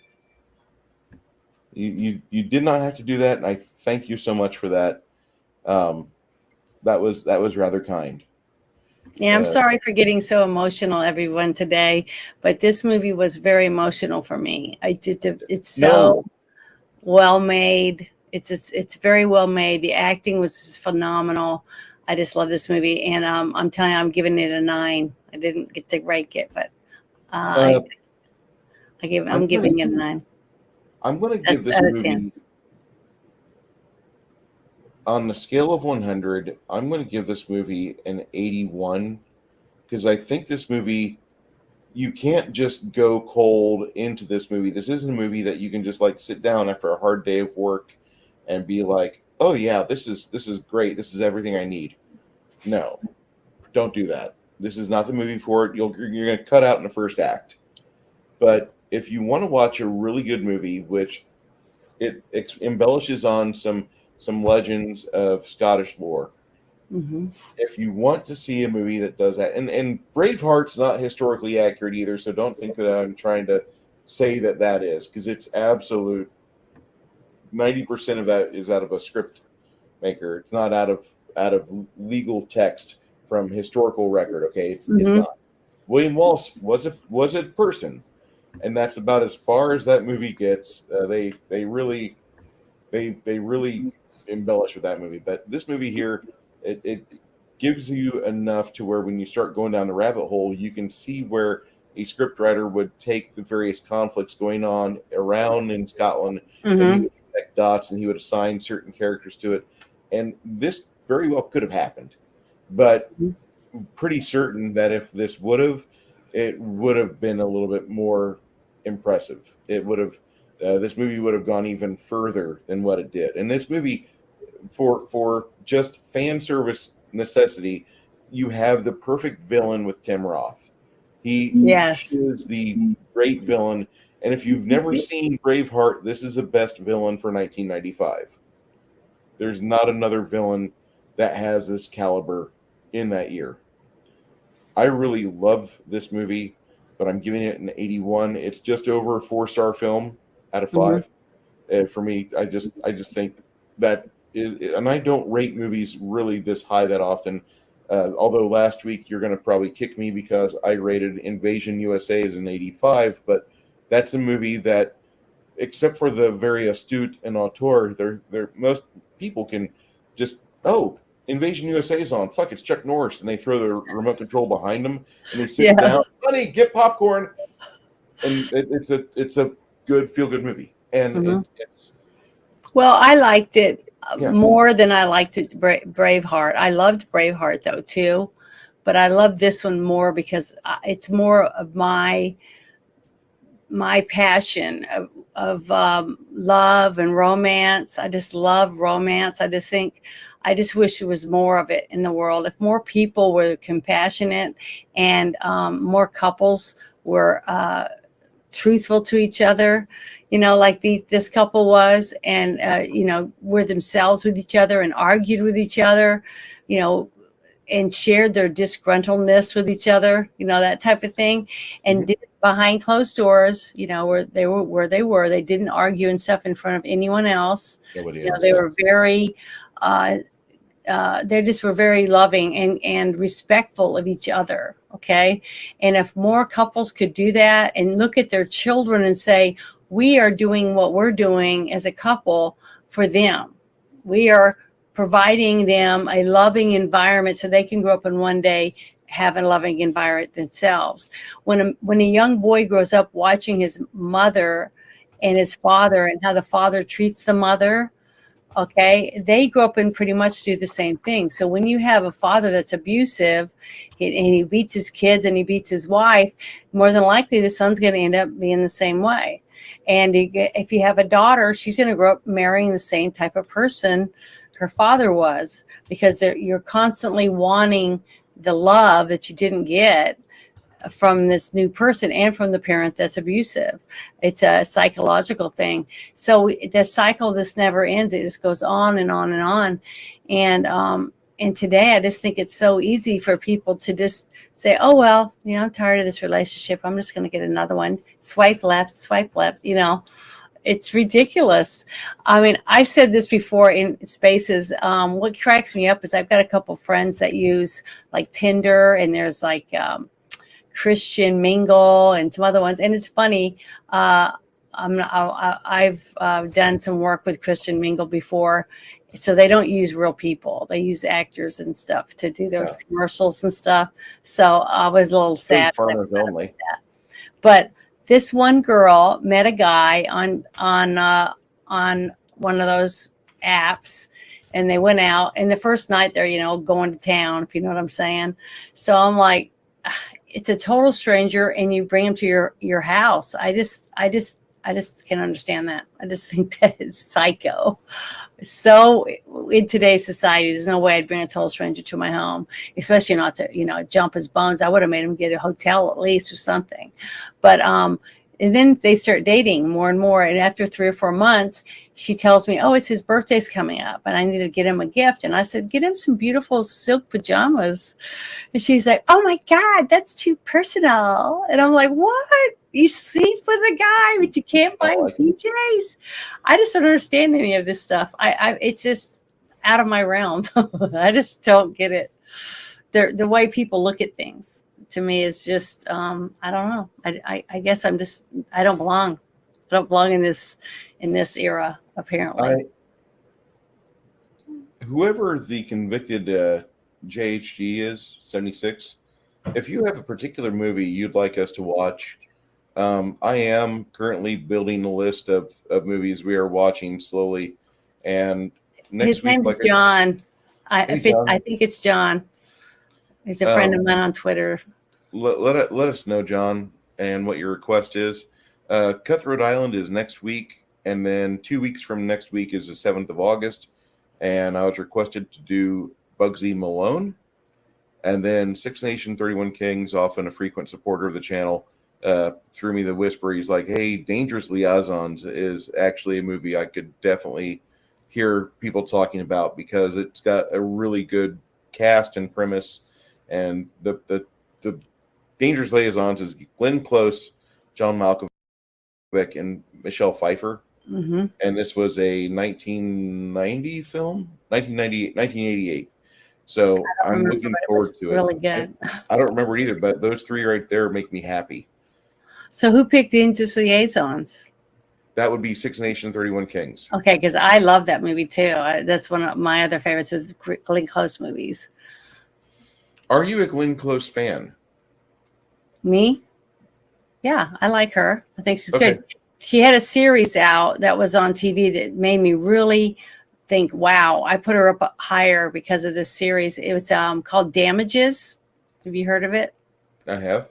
There was a young woman in it and a young man that was in there that was an assistant to Glenn Close in it. I don't remember their names, but I really loved them. I just thought the whole series was really, really well written. It's a great series, and I just loved Glenn Close in it. So it was good. Did you ever see that series? No, I never have. Well, I liked it. See, I wouldn't mind reviewing that series. Okay. I think it's only 2-3 seasons, but it was really well done, I think. Anybody in the chat see that? Damages? It was a TV series. I don't even know what channel it was on. I just remember watching it because someone said, "Hey, you need to check this out," and I did, and I was like, "Wow, this is pretty good." So, I Hey, like. Connell, I didn't even notice you were here. Travis says there's a couple problems with the movie. It's not really that noticeable, but they have rubber swords in a few scenes and they flap. I did not notice that. RPG Grandma talks about her crescent kick. She got it to shoulder height today. That's always nice. Yeah, man, that's good. I like Kronos is in here. Hey, Kronos, how you doing? He loves the sword fight at the end of this movie. Yeah, Chat, if you guys have like a rating scale and you've seen Rob Roy, throw your ratings in the chat. Yeah, I would like to see it. I'd like to know what you guys thought of this movie. Like I said, I gave it an 81. She's giving it a 9 out of 10, which is a very respectable score. And as you guys know, it's one of the highest ones next to The Great Raid and Tombstone, I think. So far, I guess those two movies will be trying to hit the same peak as The Great Raid. And I hope so. Here's something else I've been. And I see that he has a movie on there. It looks like the Detour.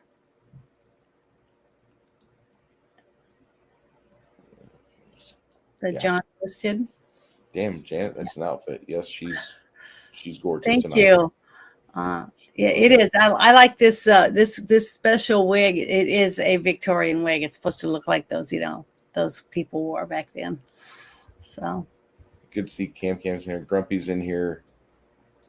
All right.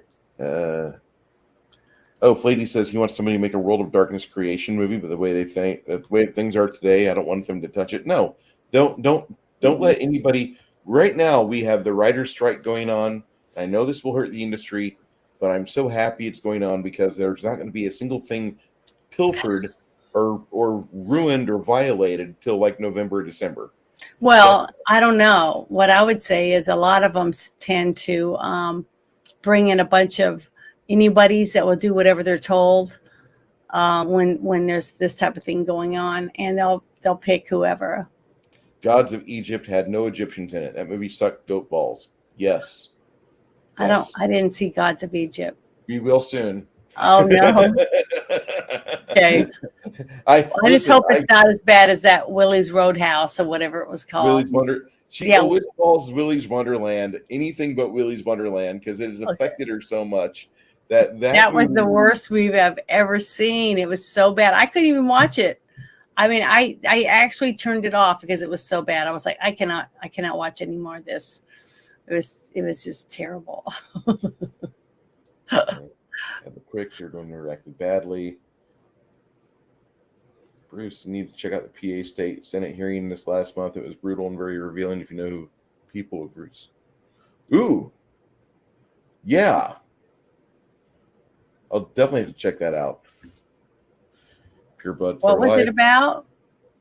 Lady, what was the Pennsylvania State hearing on?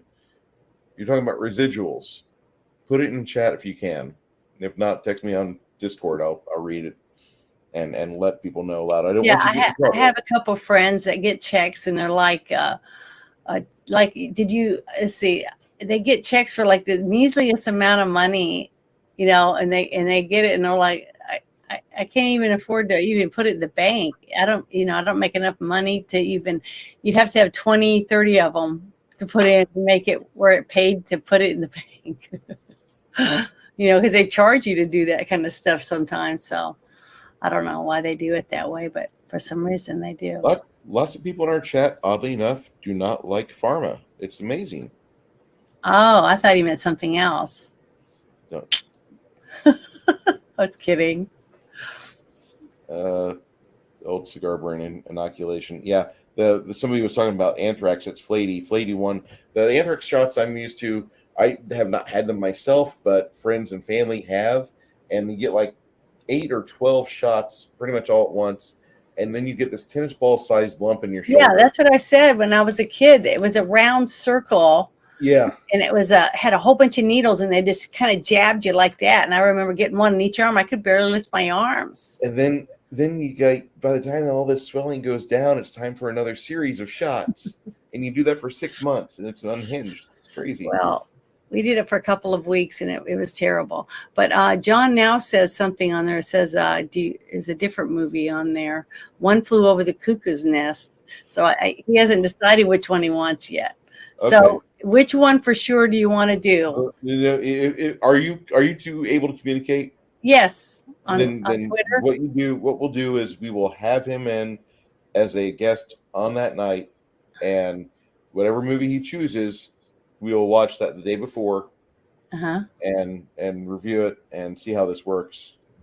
Because I want to hear what he's got to say. I mean, I appreciate you. You don't have to give 1999 to us, but appreciate that. And I can't really scratch your back too much, but I can bring you on and have you share your thoughts as to why you wanted us to view this, and we can watch it all together as kind of like a group outing, and I think that's great. And I'm still pushing for more inoculations. So now he's saying Goonies. He can't make up his mind. I'll have him tell. Let him go through his memory hole of like films he loves. He's not going to make us watch Willy's Wonderland, okay? No, that's good. That'll be neat.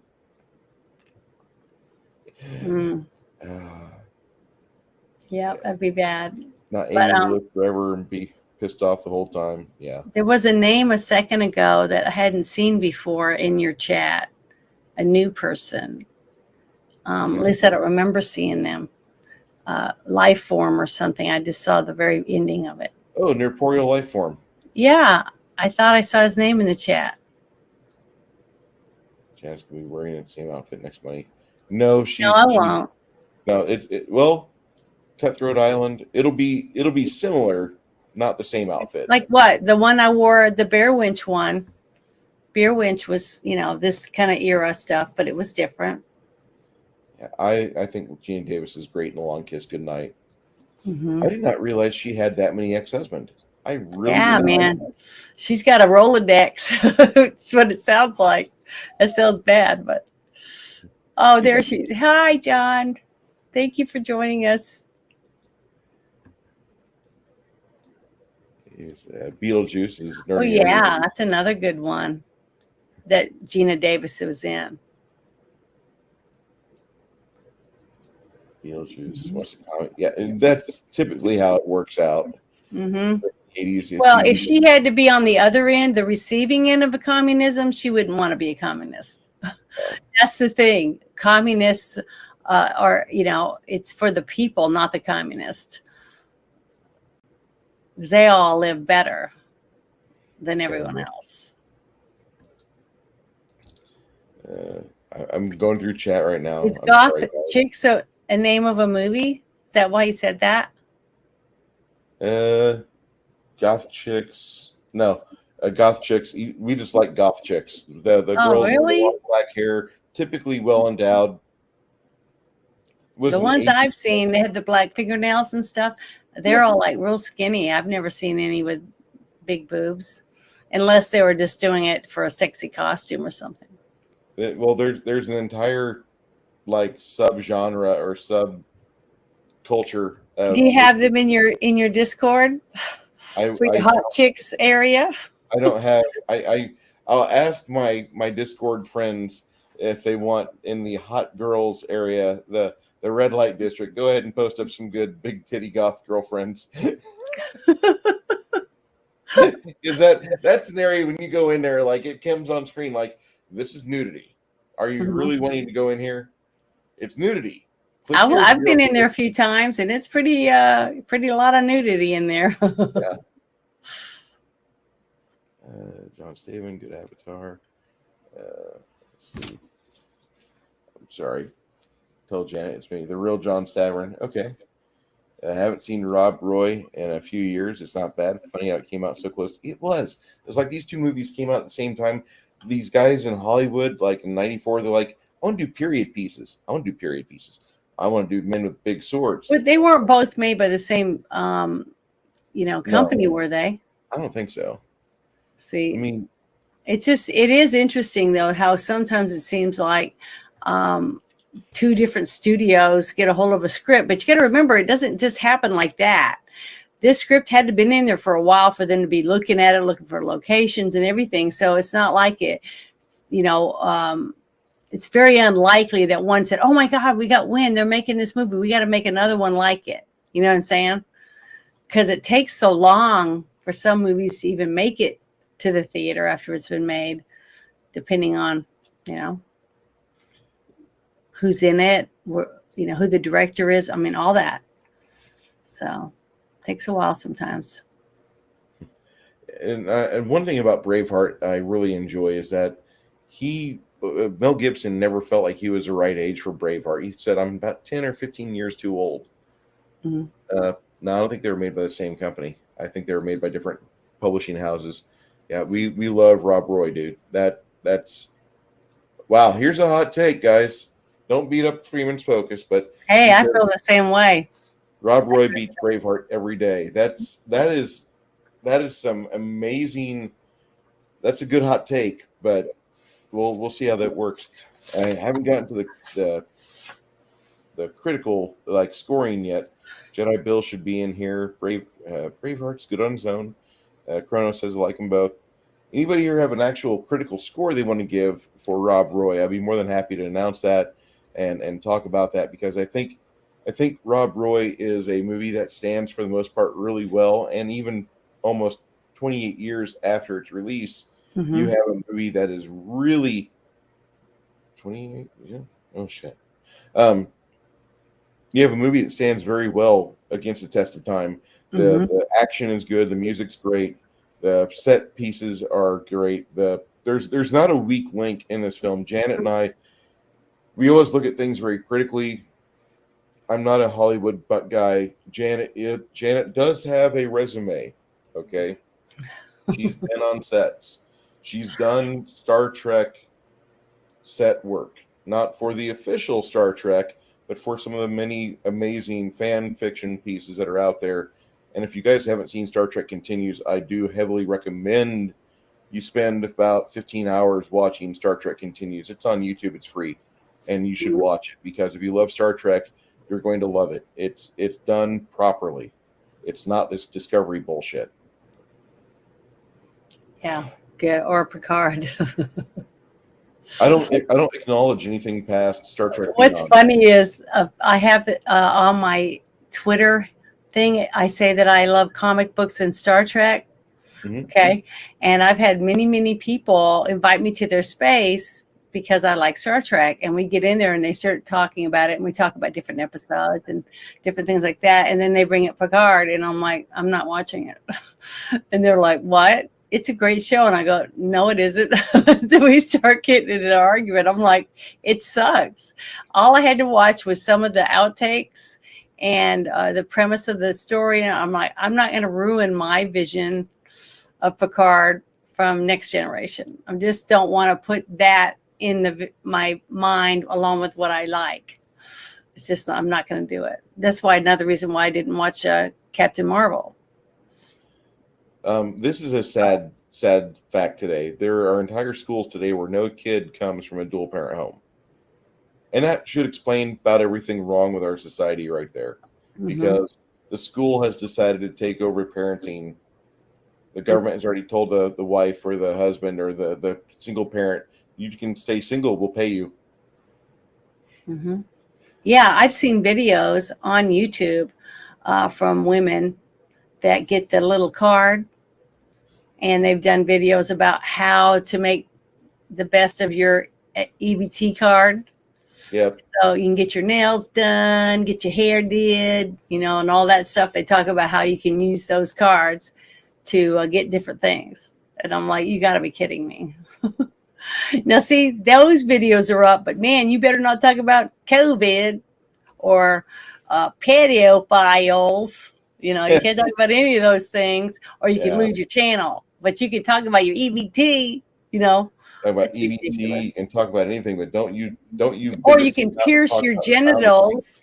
You can have a zoomed in lens of your JJ or your penis getting pierced and or tattoos or whatever, and that's okay. But you can't talk about those things because that's misinformation. Six Nations says Highlander had love, romance, Hmm. action, and kilts too. But they also had Queen. Rob Roy and Braveheart lacked that. They talked about the Queen Yeah, they in did. She Broadway, was childless. about she It's was like, barren because she had so many children that died.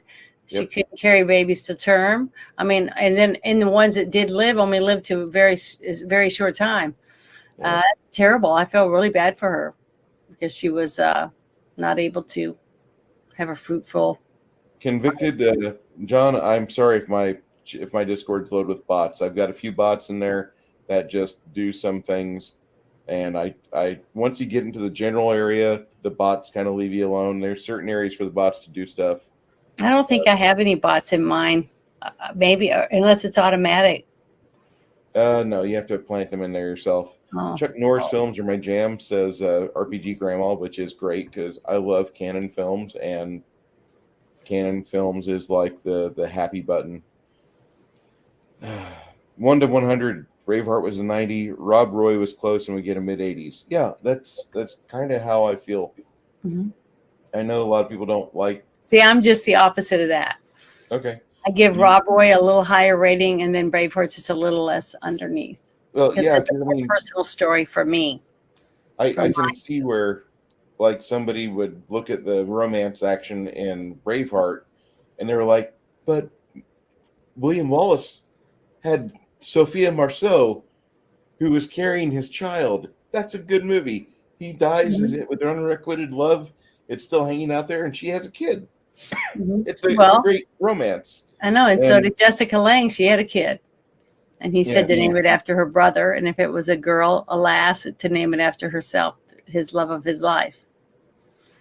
And I just thought that was, I'm sorry, every single line that he said to her, anything they said to each other was so romantic. Even when they argued, I could see the love between them. At least for their acting ability, I just thought it was phenomenal. Sorry. Hey, Brooke, take care of yourself, my friend, and I hope you have a great day tomorrow, man. Hope to hear from you soon. Bye.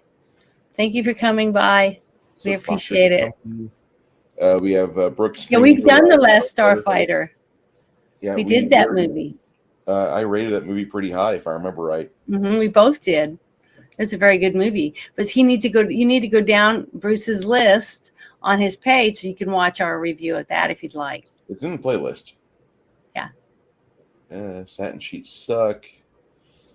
It's a great flick.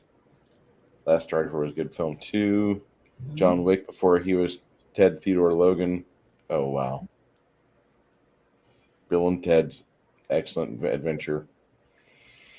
Mm-hmm. Nothing for Stanley Kubrick yet. When we get to that, I'm torn between doing 2011, the year we make contact, or either that or Eyes Wide Shut, which is a movie that killed him. I'd rather do the other one. Okay. Did you like Eyes Wide Shut? I haven't seen it yet. Well, I thought I didn't think it was very good. I'm sure I won't like it, but that topic intrigues me. Just like the shit around a certain statue in the shape of an owl that Alex Jones videotaped in 1997. Mm-hmm. That shit intrigues me. Mm-hmm. If we're in the Kodan Armada, no, Azure Frontier, my bad. A lot of accents. I haven't seen Damages. We haven't done Forbidden Planet. We need to do Forbidden Planet. I haven't done that. Yeah. And he says the detour. John, get in touch with Janet with what movie you want to have us watch. Send it to me on my DM, and I'll make sure Bruce gets it. Well, briefly, I was in the process of breaking free of the Matrix. Yeah. 95, 85. He says Rob Roy gets a 95. That's Brooks' score. Kronos gives it a score of 85. Mm-hmm. Lady says Tombstone is magnificent. That's probably my favorite cowboy film of all time. Yeah, it's really, really excellent movie. You got pretty good views on that one too, don't we? Yeah, I think you keep sprinkling it with some happy dust, and people will grab it, and it takes off. Cigar DM rates Rob Roy as 65. He has a lot of complaints listed up there, mainly that There's an Irishman playing a Is he Scotsman. the one that said that the swords were rubber? No, that would be Travis J. 1975. Okay, I remember you saying it, but it's just hard for me to read the chat because I got a blonde wig on. I can't read and walk and chew gum at the same time. Everything slows down with the blonde hair on. That's right. I know. I had two sisters that are blonde, and that's exactly what they're like. Pan's Labyrinth is a great movie, but have a shot of something handy for the end. Mm-hmm. Yeah, that movie is. I haven't seen it. You've never seen Pan's Labyrinth? Mm-mm. All right, I guess I have to put that on the list too. Okay. Hey, what I told you, we're never going to run out of movies. We're going to do this until we're both in wheelchairs and in nursing homes, and we have IVs hooked up to us. Nurses. Now, whether anyone else is going to come watch us, but we can still do it. It'd be fun. Hi, my name is Bruce, and if you hear something gurgling, it's just my colostomy bag. Where's my teeth? Janet isn't wearing her real hair. No, Kronos. Okay. No, this is a wig. It's one of those Victorian wigs. See how there's no bangs? It just goes straight up. You know, like the Victorian people wore. Like every scene Tim Roth was in, and any of the decadent people, they're wearing one of these wigs. You know, these fake things on their head. Rob Roy is shows how rich and decadent you are. Yeah. Six Nations. Hunter sent you something too. Yeah. 80 out of 100. That's I can agree with that. I really can. Yeah, that makes good sense. I gave it a little higher than that. I gave it a 90%. Yeah. Gotta riff the hell out of Gods of Egypt. We will. RPG Grandma says that she thinks this movie is a 90%. Yeah, that's what I said. Mm-hmm. I agree with her. Lady's going to DM something. COVID. How about One Flew Over the Cuckoo's Nest? Dude, Jack Nicholson and that engine in that movie are fantastic. Mm-hmm. I did not expect the movie to end that way, but I really am happy the movie ended that way. Yeah, one movie that I really was sad that hasn't done better was Just One of the Guys. I still love that movie. I laughed and laughed. The brother in that was all it ever did was just make me wish I had a brother. I love that brother in that movie. It's a good comedy. My dad told me he wants us to watch The Bronx Tale here soon. All right, you don't have to. I haven't seen that either. Another super sticker. Wow. Convicted JHG 76 hands us a $9.99 super sticker for tonight. Did not have to do that, but I truly thank you. That's sweet of you because we donate to the veterans. Appreciate that. And got a super sticker there. And then our friend Hungar the Barbarian, who I have not scrolled all the way down, Hungar. He gave us $2 just because. Oh, thank you. Really appreciate that, my friend. Sweet. Don't forget to check out isn't he the one that has the cool t-shirts? Yes, he does. And maybe I should go check his page now because he said he was working on this. Mm-hmm. Let me check out Hungar Starvarian. Hold on. I know this sounds like Bruce, really? No. You don't understand. This guy makes some really great t-shirts. And I think support the people you enjoy. You watch. Okay. He has not added any new t-shirts yet. However, did you order one of the ones with the people standing behind the couch? I like this one here because it's Hungar's face on that little girl, little blonde-haired girl with the 5 men looking eagerly at her. Mm-hmm. I'm gonna need to get that. I really do need to get that. You probably get beat if you walk around wearing that shirt. But I love that Afro one. It's so funny. Yeah, this is my favorite shirt that I have. right now, and I've probably worn that shirt. It's not the same color of black that it used to be. Yeah. I've worn it a lot. And then he has another great shirt. This one here, where he took a Frazetta, Frazetta, and he put his face on Conan's body, which is absolutely great. If you like this sort of thing, let me put this in the chat for you, because I want this guy to do well. Hey, Yeah, I haven't seen that movie yet either. Six Nations. I've never seen Dog Soldiers. What? Really? I haven't seen that one either. And I've always wanted to, but something always came up every time I get to watch it, because I love werewolves and vampires. So, the story that I'm writing doesn't have werewolves in it, but I'm writing a vampire stories myself. So RPG Grandma says I like Wolfen. What was the name of that actor that was in Wolfen? He was really popular back then. My mom really liked him, but I cannot remember. Wolfen? I can see his face. Was that Tommy Lee Jones? No, it was some other guy, and I think he was married to the mother that was in E.T. The actor. I think he was Finney, married with her. Diane Yeah, Vagora. Yeah. Al Finney. Albert Finney. Is that it? Mm-hmm. Wasn't he married to whatever her name is, the mom? I think so. From E.T. She was also in Critters, though. Don't forget.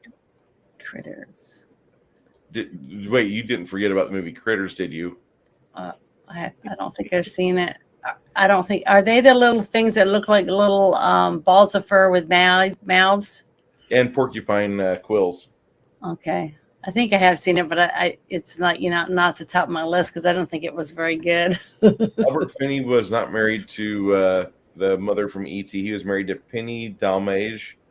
Dalmage. I'm trying to remember. What does she look like? I'll have to look her up. She really good looking? I don't know. Is she European? She's in the Band of Brothers TV series and A Good Man in Africa in 1994. But then her husband, Albert Finney, died in 2019. Actually, she was just additional crew, so she wasn't even on the front side of the camera. My internet is not very good. See, even in this office in my house, my service is really bad. I have to have a booster just to have cell service. Are you using a landline or a... I have a landline phone too, just for emergencies, because my service, I don't have cell service. I have to have a booster to boost, just to have internet on my, Bluetooth or whatever you call it. Because I'm in the boonies. That's why I said it's very frustrating to leave from a city where you can drive down the street and get a daiquiri at a drive-through and bring it home, to going to have to drive 45 miles to buy wine. I mean, I'm telling you, it's not something you want to go through. It's hard. Listen, I would much rather have have the country life and just go to the city once a week. Yeah, and I have a septic tank. I don't have where where you don't have to worry about any of that stuff. You see what I mean? Yeah, you live too far away for me to be a problem. Yeah, it's been trying to learn how to be a country girl again. It's tough. I mean, I can do it. I've been doing it, but it just sucks. What is it? No, he says Picard belongs on the X-Men, not Star Trek. Uh-huh. Yeah. Well, I believe this. I preferred him as that character from X-Men. I did, but the new one that they've made is terrible. I'm not gonna watch it. Yeah, I don't watch new Trek. I did watch the 3 new Trek movies because I can differentiate between that timeline and this timeline, and I think they can stay separate far enough. And there was multiple times where when I would go on vacation as a kid with my parents, we're going out camping. So let me buy a stack of comic books, and I buy like 6 or 7 Star Trek comics, and none of them are on the same timeline. but you have to have the last 50 Star Trek comics, and then you can start weaving this giant line of continuity where everything ties together, because you got to go to the panel 1 where the star date's at, and that's where you figure out how all this ties into the other shit. And we didn't have a good drugstore in Clinton, Illinois, so they would have things just completely out of order. You were AFU if you went in there. So I just bought every Star Trek I could, and I'll figure it out later. And I really enjoyed Star Trek comics, and I kind of view the Star Trek movies, the J.J. Abrams movies, which includes Star Trek Into Darkness, which is the worst tragedy of Trek I've ever seen. But Star Trek Beyond really made me happy for some odd reason. And I think it's just the way that the crew worked itself together. I think that was probably the best last gasp of mainstream Trek we're going to get. And then we have Star Trek Continues, which all of you should watch. But you know what? I'm hoping, this is what I've been hoping. I've seen some really good fan Trek. Okay. I'm really hoping that if somehow somebody opens their eyes, okay, and says, I want to bring the fans back to Star Trek. So we're going to go and watch some of these fan films and film shows, and we're going to pick and choose from some of them, the writing and stuff like that, and bring Star Trek back. That could be possible if they would do that. People that love Star Trek, writing Star Trek would be so good. And then you get actors that aren't woke to play the characters because they actually want to be Star Trek. You know what I mean? I still believe that's possible. And I still believe that's possible with Star Wars and Marvel and DC. I really do believe that. And maybe that this strike that's about, it's not started yet, is it? Or is it already started? It's on. It's okay, on right it's now. on. It's fully on now. Yeah. So maybe something good like that might come out of it, that we can get some independent writers to push a few things and start getting, like this movie that's out right now. It was an independent movie, right? And it's been really good because the fans of the film are telling people, go see the movie, stay after the credits, blah, blah, blah. The same thing with Deadpool, okay? Yeah. Because Ryan Reynolds wanted to see the real Deadpool that he thought he was going to get to be when he was in the movie as Deadpool, and realized it was nothing. The people didn't like it. I was disgusted by what they did to him. Now, when he was the merc with the mouth part, it was great. But as soon as we saw him as Deadpool, we were like, what the is this shit? At least that's what I did. I was like, this is bullshit. I almost got up and left. Just called him Wade. Okay, yeah. I almost got up and left because I was so mad, because I like Deadpool. He's one of my favorites. He's an anti-hero, just like Wolverine. And that's who I loved. Morbius was the same thing, anti-hero. So almost all my favorites were anti-heroes, bad boys, that had good in them, whatever you want to call it. But Connell got a little defensive here. Says, I have a number of family that's together. Their Snap card does not work the way Janet illustrated. Okay. No, I know that. I know it doesn't. I have the girl that made the video. That's what she's saying, how to use your Snap and be able to take money from it and do this stuff with it. That's what she was talking about in the video. But I have relatives that are on all the care and stuff because they're single or whatever, and they need the help, and they should get it. But the sad fact is the people that really deserve to get it are screwed over because the people that aren't supposed to have it. That's what's wrong. That's what upsets me about it. Because mom needs milk and cereal for her kid, she should get it. That's Arkansas is good about that, because we have the Arkansas First program, Arkansas Kids First. And so any child within a certain age, their parents will get assistance, period, because of the child. And I think that was Sarah Huckabee's dad that did that. Yep. Added that in the States. Huckabee did this. So. Convicted, John says North Carolina is making parents conform with gender challenged kids. He saw this on the news today.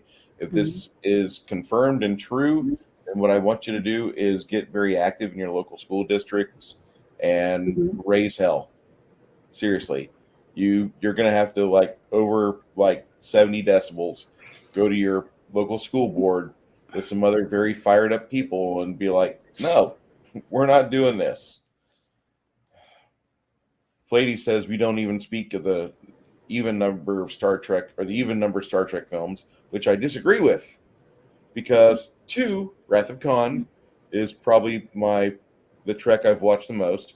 4, Star Trek 4 Beyond, or not Star Trek 4, what was it, The Voyage Home? That's the one that I've probably seen the most. And then we have Star Trek 6, The Undiscovered Country, which is a fantastic send-off. And unfortunately, they made Generations after it, and I don't like Generations. But I would disagree. I don't. I think of the original series. I wouldn't talk much about the Star Trek the motion picture, because that's really just a rehashing of where Nomad has gone before, and I'm not into.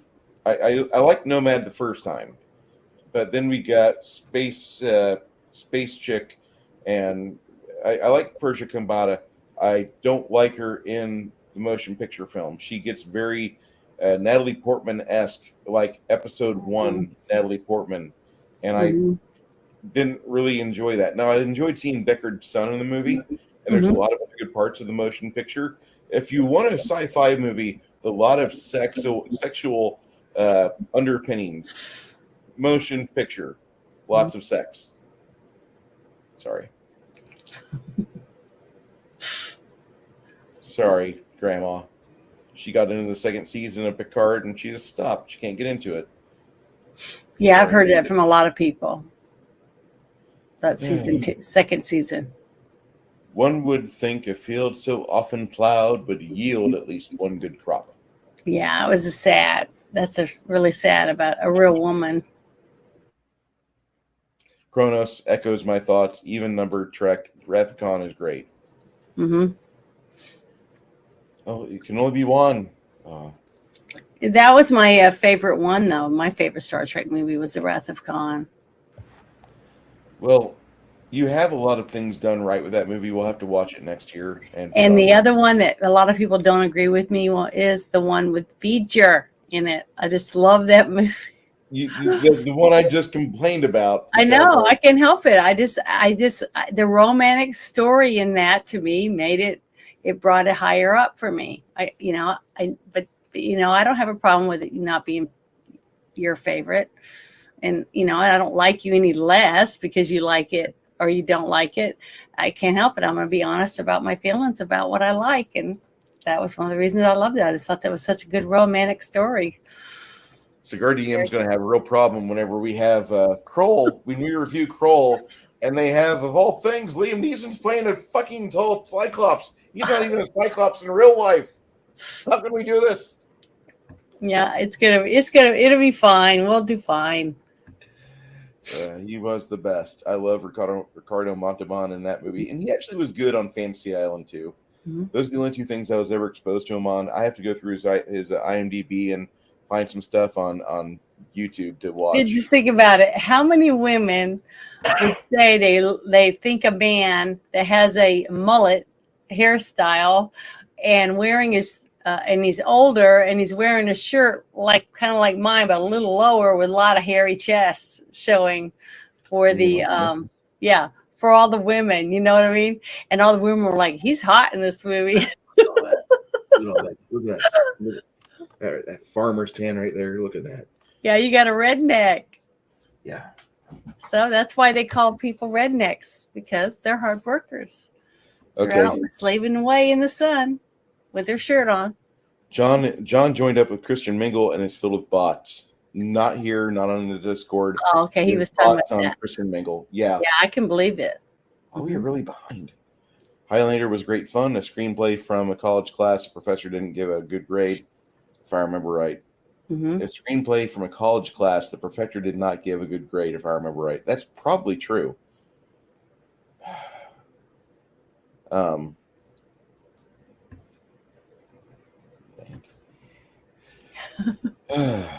I'm happy you're here now, Kronos, and thankful for everybody that decided to show up. You guys didn't have to show. You didn't have to give us money. You didn't have to do this. I But we appreciate you. appreciate Like you guys. if I could go among all of you and just shake your hand vigorously, firm handshakes, boss like, for as much of a 5'6" guy I can be, like I'd give you the best handshake I could give, or a hug or whatever. I really appreciate this. This is becoming an addiction now. John wants the Flight of the Navigator. Oh yeah, that was a great movie. It had Sarah Jessica Parker and Howard Hessman in it. Yeah, that was a great film. You know what else that movie got buried by? Top Gun. Oh, that's right. And, Yeah, we tend to forget that years ago, before the people that are currently making movies in the last, I'd say 8 years, before that, people in these companies actually cared about making the best movies they could because they wanted to compete with the other people that were making the best movies that they could. And there used to be 1 or 2 or 3 or 4 movies that were big, big blockbuster movies all in 1 year. And everybody was scrambling to go see all of them. But today we're all running from the theaters because there's not shit there. You know what I mean? We're totally opposite of it. John says 98%. He is just an all-around great guy. I love Rob Roy. Mm-hmm. That's a great score. I mean, if you feel 98%, that's fantastic. And earlier, Hungar gave us just because some $2 money. I appreciate that. That'll pay for the postage for the upload for PayPal. Really appreciate that. The Wounded Warriors will like that. They also were Merkins. Yes. Merkins. Yeah. Kronos and I got in a discussion about that because he showed me what a Merkin was.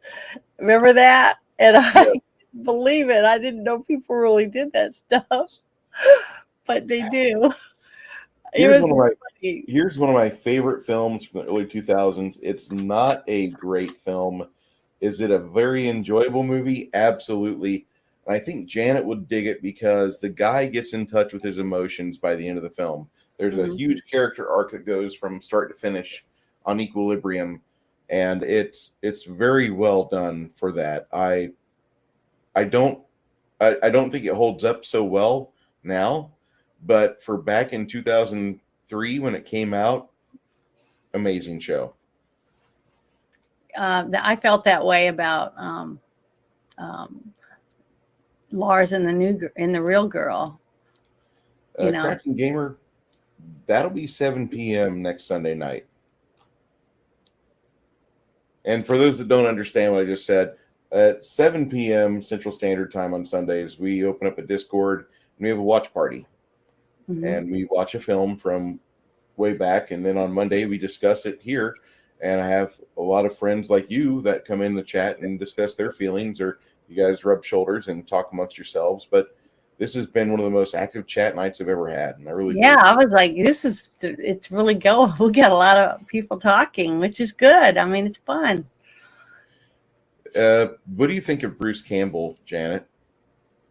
You mean from the one who cut his hand and said groovy? That one? Yes. I think he's kick ass. And he's a lot of fun too. I mean, if you go to meet him at a con.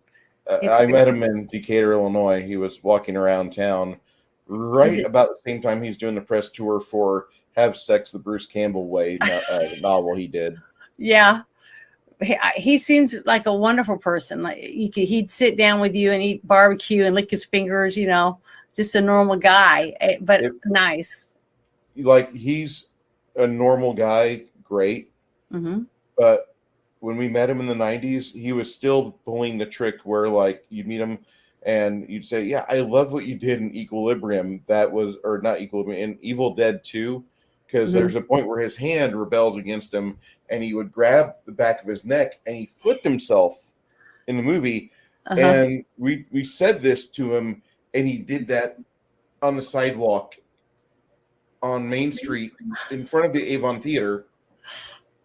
Yeah. This is like four hours before everything started to kick off because he's showing off, I think it was Bubba Hotep is the movie he was he was pumping out at the time, and he had the book that came out, the Have Sex Bruce Campbell Way, and it's a fantastic book. I wish I could just get the chin. I want his Thanos chin. There's so much power there. He has an amazing chin. But yep, he's a fun guy. I mean, so many people don't realize that most of Hollywood, I'd say 80% of people that are involved in movies making are like him. Yeah. You'd be really surprised how many of them are just normal people that get up every day, have coffee, sit and visit with their family, whatever, go shopping and do whatever. And that's them. They're just like us. And then you have the rest that are all, they don't want to have nothing to do with you because you're beneath them. Hey, Hungar, let us know sometime whenever you want us to do a movie of your choosing. We'll do it. You've contributed to my channel. You and your brother have contributed to my channel enough where both got a few picks. Okay, you guys got 3 each. You seriously, you don't have to do this, but I appreciate it.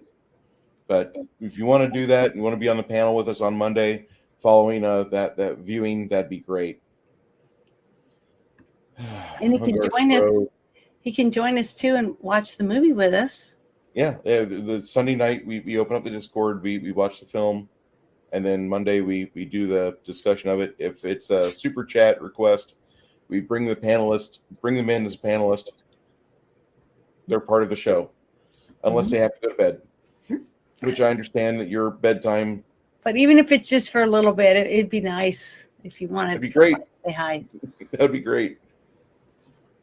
And Hungar's fro kills me every time. Dude, I wear that shirt in public, and like I get hugs from strange women. It's kind of weird, but whatever. My wife wears that shirt in public, and like people like look at her. I wear it, and I get like it's like she hates it because when we go out in public, if there's a dog in public, the dog sees Bruce sees dog. Hey, how you doing? And I get on I lower myself to its eye level. I play with the dog. The dog licks my face, licks my neck, and she's like, the dog won't even pay attention to me. Sorry. Maybe I taste good. I don't know. She tries to reach out for the dog. The dog won't snap at her, but he'll just be like, oh, yeah, hi. And he walks off. I wear that shirt with the fro, Hungar's face. Like, people are like, I love that. Come here. You know when you're like a little kid and you go to like Thanksgiving with your grandparents and like your aunt, like she grabs a hold of your cheeks and she pinches them, and like you can feel their skin going away. It's being rested off your skull, and then like you get put in a barrack. That happens. Well, that happens to me when I wear. I mean, I don't normally wear it here, but I'll wear it when I go on vacations and stuff to Florida or to Texas or to Las Vegas or whatever. I wear my shirt and it's got Bill Murray on it, and it says Pritzi's Honor. Yes. Yeah. But it's got Bill Murray on it. It's my Chive shirt. And everybody stops and wants to get their picture taken because they collect Chive shirts. So I think it's great. I like that. And here's where they were talking about Dog Soldiers, one of the top werewolf films ever made. I would say Dog Soldiers, Wolf with Jack Nicholson, and the Wolf movie with Benicio del Toro. That was actually very much underappreciated. I thought it was good. That's a good movie. What's the name of that one? The one with Jack Nicholson is a werewolf. Wolf. And the guy, Wolf? Oh my gosh. That's got the guy from Mannequin, right? Mm-hmm. He's a werewolf and he's a nasty. And then you got Michelle Pfeiffer. Yep. And oh my God, I forgot about how good that movie was. I love that one. We can do that in the month of October sometime, right? Yes. That's a good one. Oh, American Werewolf in London. That's a good one too. I forget how many good movies there are. I don't. I just say this, Janet. I know that whenever I log on to a site like Tubi or Pluto or any mass media show site like that, I know that no matter what I pick, it's going to be something that I probably haven't seen in a long time. I love it. And yes, Critters was hilarious. I'm a big Scott Grimes guy. I didn't realize this until I saw Critters again. I'm like, man, when this movie came out, I wanted to be his friend because he played with explosives, and he still had all his fingers. We had a kid in town that didn't. And what about the other movie that has explosives in it, Tremors?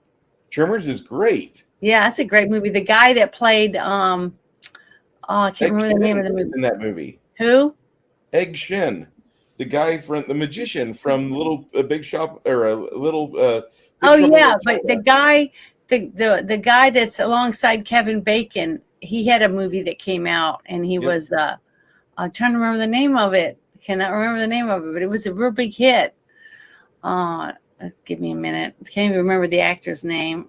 I remember faces really well. I just do not remember people's names. I'm really bad about it. Albert Finney was Scrooge. Was my favorite Scrooge. See, Albert Finney's good, and then there was a Muppets Scrooge movie that was really good too. You didn't like the one with called Scrooged with Bill Murray? Bill Murray was great. That was a funny one. That was pretty good. There's like 7 or 8 hours of quality Scrooge. I know that sounds bad, and I can't just like sit here all day and like watch movies with you. I wish I could, guys. I do terrible. Too. Wouldn't that be great? No, if we could just watch movies every single day. I would get so fat.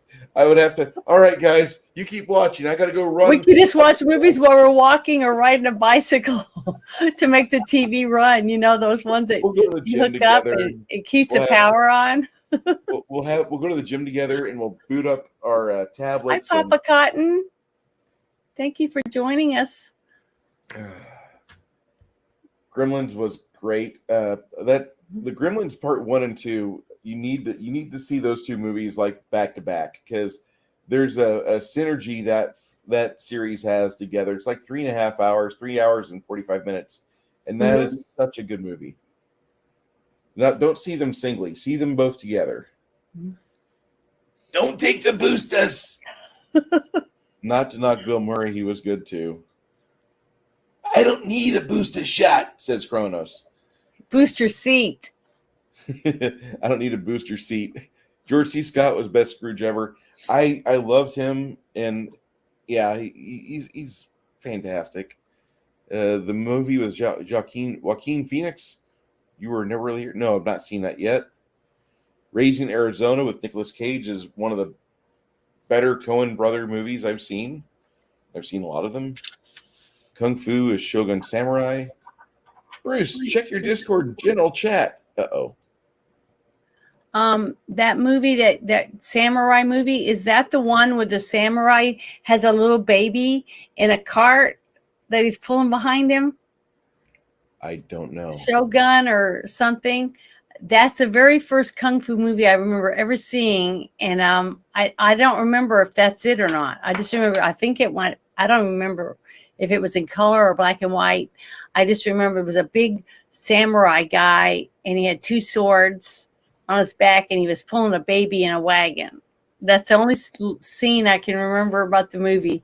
But that was the first one that I could remember seeing.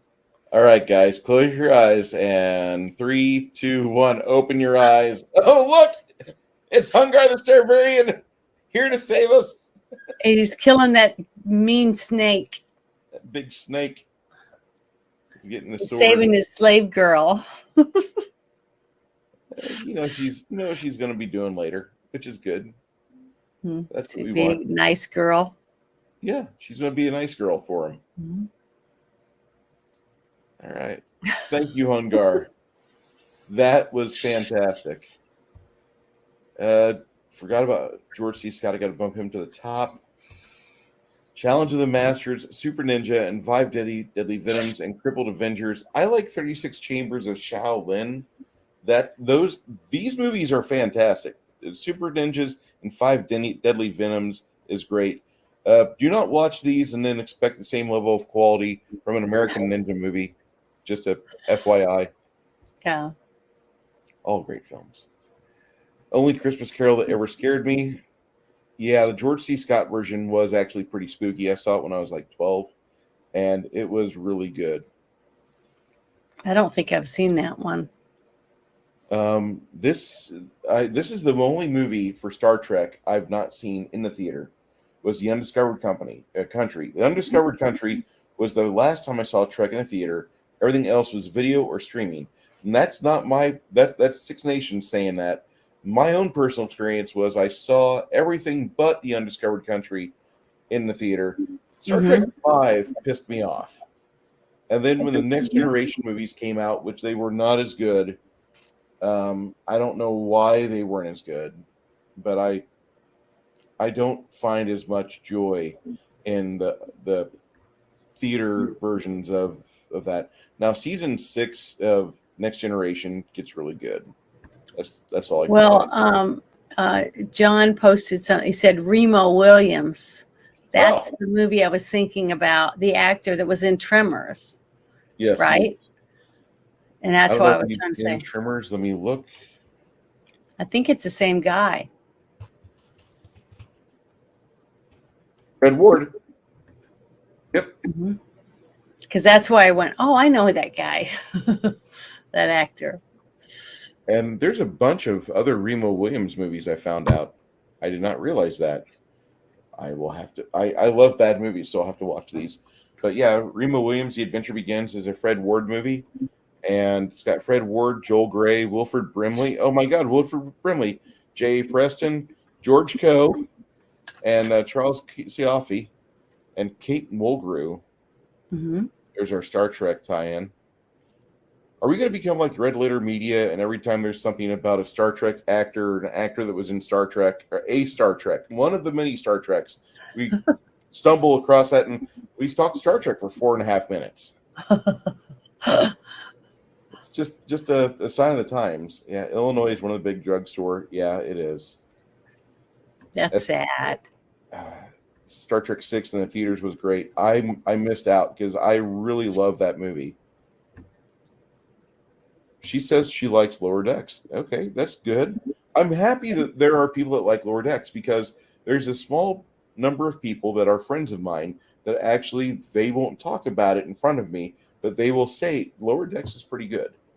And that's, there's a majority of friends I have that say. I had some friends that said that Picard is good. The third season made a lot of people I know really go back to it. And they say, skip season 1, skip season 2, season 3 is great. But I don't want to have to do that. It's jumbled up, and there's a time-space continuum loop that's fucked up, and now Picard is doing stuff, and now there's 7 of 9, which is involved with Picard. Why? I don't know. Why is she in it? I don't want to see this. Because she's hot. That's why they want her. Not anymore. She was. The Wall. The Wall. It claims everyone. Wow, that's right. Says, I'll switch homes with you anytime. Don't do that. Flady lives in an apartment like I do, like a very tiny apartment. And you guys have seen my apartment. Like there's this room and there's the bedroom. And then and the bedroom is in the old episodes of my channel. But then there's the main room, the room with the big table, and that's it. But you don't have to worry about being noisy and getting neighbors mad, right? I have neighbors that are noisy, and we just ignore. The only problem I have with my neighbors is the water. Strange New Worlds had potential, but they quickly squandered it, and there's agreement there. If you guys aren't friends with Hungar the Starvarian, what is your problem? You should be friends with this man. Him and his brother are a pair, just like Janet and her sisters are amazing. And I'm saying that. And for my ladies in the chat that are in wait, there's nothing wrong with Sir Hungar.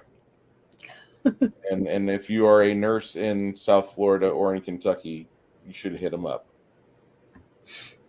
A nurse? A nurse. Does he like them to dress up as nurses? No, he's in the hospital. Oh, I know he's been sick, but I didn't realize it was that bad. Well, no, he goes in for a few days. He comes out. He'll talk to you about it. It's his business. But if you have a hot nurse friend, throw her Hungar's way. preferably not too much on the crazy of the hot side. More hot than crazy. A lot of my guy friends say that they like the crazy ones. They're the fun Yeah, ones. my personal experience is stick your dick in crazy. It'll be fun. Don't do it, but it's fun. Star Trek: The Woke Generation. Mm-hmm. Didn't know Janet, and don't know you, Janet, unless you're going to afford to buy the IP. You're not a true Star Trek fan. Ugh. You know, there's a lot of good fan content on YouTube for Star Trek. I will say that. And some of that, if Janet and you ever become friends, she'll tell you that like there's a lot of sets that look really familiar, and you're watching fan Star Trek. Which one of these were you involved with? And you guys figure that out. But I'm just saying that Janet has a good resume. She's worked for some good people. George C. Scott was good in Exorcist 3. George C. Scott was good in everything. My favorite role he ever did was the heartbroken father in Hardcore. And I know that's probably the roughest role he ever did. Rest in peace, Mr. Scott. He also was the hitman in Firestarter, and he failed to kill Drew Barrymore. Mm-hmm. He wasn't a very good hitman. No, not really. Nerdy, I have Muppets still better for me, but I'll side with Kane any day. I love his work. Cool. They will never find non-woke actors to make a non-woke Star Trek. Travis, you need to go watch Star Trek Continues. Seriously, like there are members of that cast that went through hell and high water to get work still because they were accused of sexually harassing people, and they're like, "Yeah, I talked to an attractive chick once. Go fuck yourself." You'd like Vic Mignoja. He's a really good guy. The fellow from MythBusters, Grant Imahara. He played, I believe, Sulu on Star Trek Continues. He's no longer with us. It sucks. Mm-hmm. But he did an amazing Sulu for Star Trek Continues. And I would recommend anybody and everybody watch Star Trek Continues. In fact, if you guys are awake after this, go watch Star Trek Continues. Episode 1 is a continuation of the Apollo subplot that was on the original series with the same actor. No, we don't speak of Star Trek the motion picture. Yeah, well, Janet does. That's her choice. I still like it. I thought it was good. Mage's musings. This is not a fun fact. This is a fatwa. The idiot that wrote the Wolverine Origins movie is the same schlup who screwed up Game of Thrones. Yeah.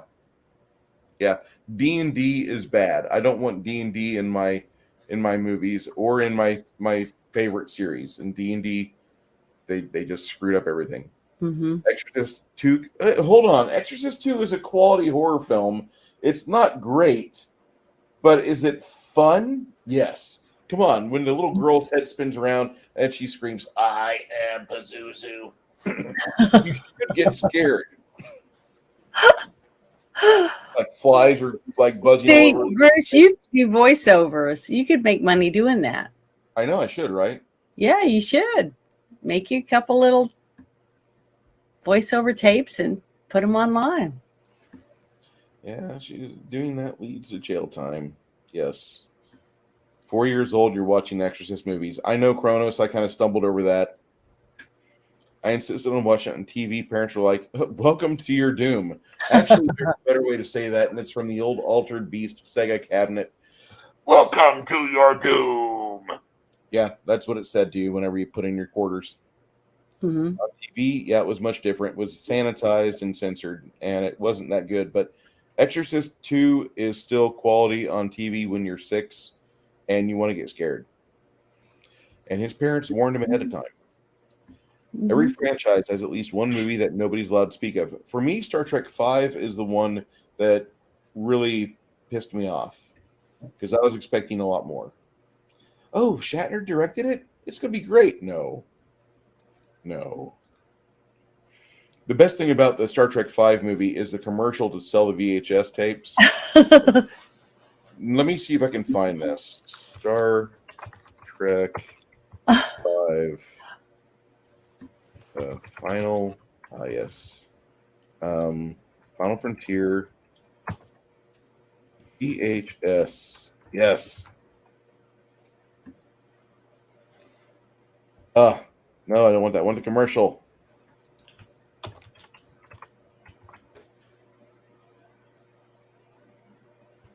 All right. Oh, I hope this is it. I know. We are dragging our feet on closing the doors. I'm having fun. Are you having fun, Janet? Yes. Okay. This fair use. We are going to use fair use during this portion.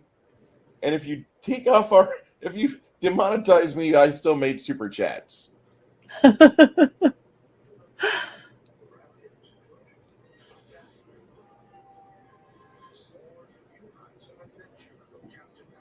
This is great.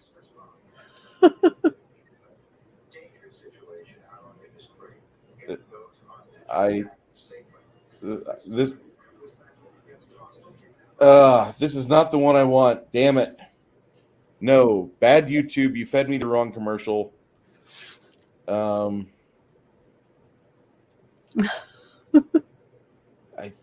not the TV promo. I didn't see that commercial before. That's why I wanted to watch it.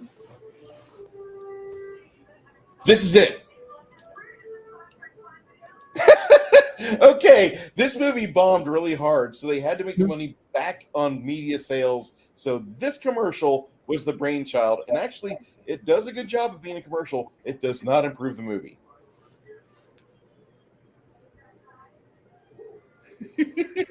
What are they asking for?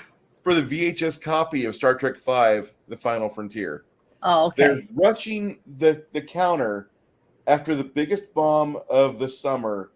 I believe it was summertime when this movie came out. This movie bombed very hard. Yeah. And everybody realized that Shatner cannot direct.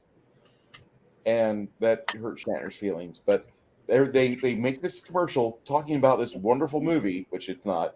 And they're trying to say, everybody, we want this. And look over here. There's more copies of it. There's copies of it over here.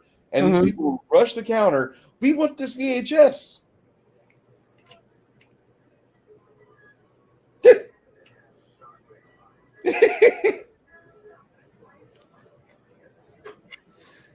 And what's he saying?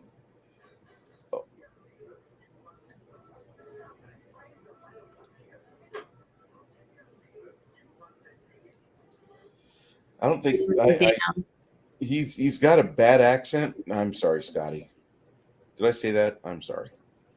But that's what I don't talk about. Star Trek V. I'll rip on Star Trek 1, but I will not talk about Star Trek V. Star Trek V to me is like Indiana Jones 4 and 5. We don't talk about those. Marvel's relying on Deadpool too much as a template for Marvel flicks. I might see Deadpool 3, but yarg matey. If Deadpool 3 is good, I'll buy it. Just like I'm watching Guardians of the Galaxy 3 here later this week. If it's good, I will be buying a Blu-ray copy of it because I like the Guardians of the Galaxy movies. Mm-hmm. I haven't seen the newest one yet. Neither have I. Let me know if you want to watch it. Yar, matey. Captain Marvel? We don't speak of the even-numbered Treks because they're great and there's nothing that needs to be said. Granted, I like the odd-numbered original crew movies too. Like I said, I don't talk about 5. It goes from 4 to 6. Star Trek 1 was a porno. It is. Am I the only person that likes Star Trek Next Generation? Okay, the first 2 seasons of Star Trek Next Generation I don't like. And that's a lot of Trek to surf through. There's a couple episodes in those 2 seasons, like Conspiracy's good, The Game is good. That's about it. Everything else, I like fast forward. Oh, this is too much Wesley Crusher. God damn it. Fuck you, Will Wheaton. Mm-hmm. Yeah. We talk about Futurama. Janet's going to start talking about Futurama. We'll be on that for 3 hours. When you sow that field with sewage, it becomes a leach field regardless. Paramount will reap what it sows. Yeah. When you sow that field with sewage, it becomes a leach field regardless. This is what Paramount's doing with Star Trek, and it's what's going on with Disney for every franchise they have. Yep. I was in a darkly bit, but I'm not a big Star Trek fan. Neeson wasn't the Cyclops. Nielsen was the Rogue. My bad. I'm sorry, Connell. I accused you wrong. I have more fur. They're talking about my hair. Nice try. Natalie Portman's best work is in Lonely Island videos. No, it's not. Her best work is in Your Highness. And if you've seen Your Highness, then you know what I'm talking about. I haven't seen it. Is it a movie or a TV show? It's a bad movie. Oh. It is the qualified worst D&D movie put to media. Bernard Breslau was a Cyclops. My bad. I thought it was Liam Neeson. How about the man with the golden gun? Oh. Good film. Sir Christopher Lee is another legend. Mm-hmm.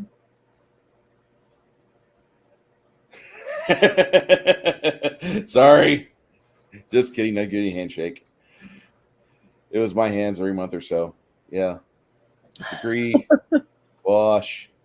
Wasn't my Merkin? I agree. Dystopian action popcorn flick. Yeah, it's Equilibrium. The movie called Sunshine. And I think it's a Hilary Swank. The guy from Thank You for Smoking is in that too. Miracle Miles is a very good dystopian film. I've heard of this a lot. I'm set to Hyperactive. The kid, that movie in Flight of the Navigator, has not been in Hollywood, and he seems like a main actor was traumatized by Hollywood. Yeah, he did the Flight of the Navigator in 86 or 87, and then he waited till like 2020 or 2019, and he did a documentary on being a navigator and how that has affected his entire life. And he just did that one film. Basically, he was a kid actor, and he had some other roles, but when he hit that big time, he wasn't prepared for it. He got out, and it kind of fouled him up a bit. Oh, really? I haven't seen that documentary. Sunshine is the one where they either jumpstart the sun or jumpstart the Earth's core, one of the two. I think it's the actor that's in Pinky Blinders or something. Isn't he in that movie? Which one? Sunshine. When they go there knowing they're not going to come back. Oh, yeah, it is Cillian Murphy. I was completely wrong. Cillian Murphy, Rose Byrne, and Chris Evans. I was thinking about another film. Yeah, I was going to say, because when you didn't say his name, I was like going, I don't know what movie you're talking about. Hilary Swank. There we go. All right. I'm going to go look at her movies real quick, because there was a bad movie she was in. My favorite type. Not porn. But close. Cinemax. No, it wasn't that. It was The Core. I was thinking of The Core. 2003 bad action film. Yeah, that one goes to the center of the earth. Sunshine is where they go and they try to jumpstart the sun. Because it's like a nuclear winter or something on Earth. Huh. I'll have to check that out. And I'll have to watch The Core again, because The Core's got Bruce Greenwood, and I like him as an actor. I really like Bruce Greenwood. He's one of the better Bruces in Hollywood. Mm-hmm. Bruce Campbell's a very cool cat. Met him twice. If Chins Could Kill, yeah, he's great. I think it holds up real well. Of almost 70 of Western society is one on one form or other of psychotropics. Okay. Not in the book, the man himself. Yeah, Bruce Campbell's just great. By the way, the book Have Sex the Bruce Campbell Way, very good. And if you want to laugh, you'll laugh. You read that book, you're going to laugh your ass off. And he actually does talk about sex quite a bit. Sunday nights are fun. I'm sad I missed this one. We had a good time last night. Was the book for men or for women? Both. So he'd have sex with men? No. That's why you want you to read the book? A woman's perspective while she's reading that would get her hot and bothered, and it'd be an easy lay. Oh. So men buy that book for women to read. Why not? I'm not saying anything. I haven't read it. I think you should. Well, I don't. If I find a have copy nobody of to it, fulfill the book with. if I find you a copy of it, I'll send you that and maybe some like good coffee To keep me up in agony. You know what I mean? Oh, I have to buy some toys. I'm not just a guy. I'm blushing a little bit. I wish I didn't, but oh well. Sorry. You got this one, boys.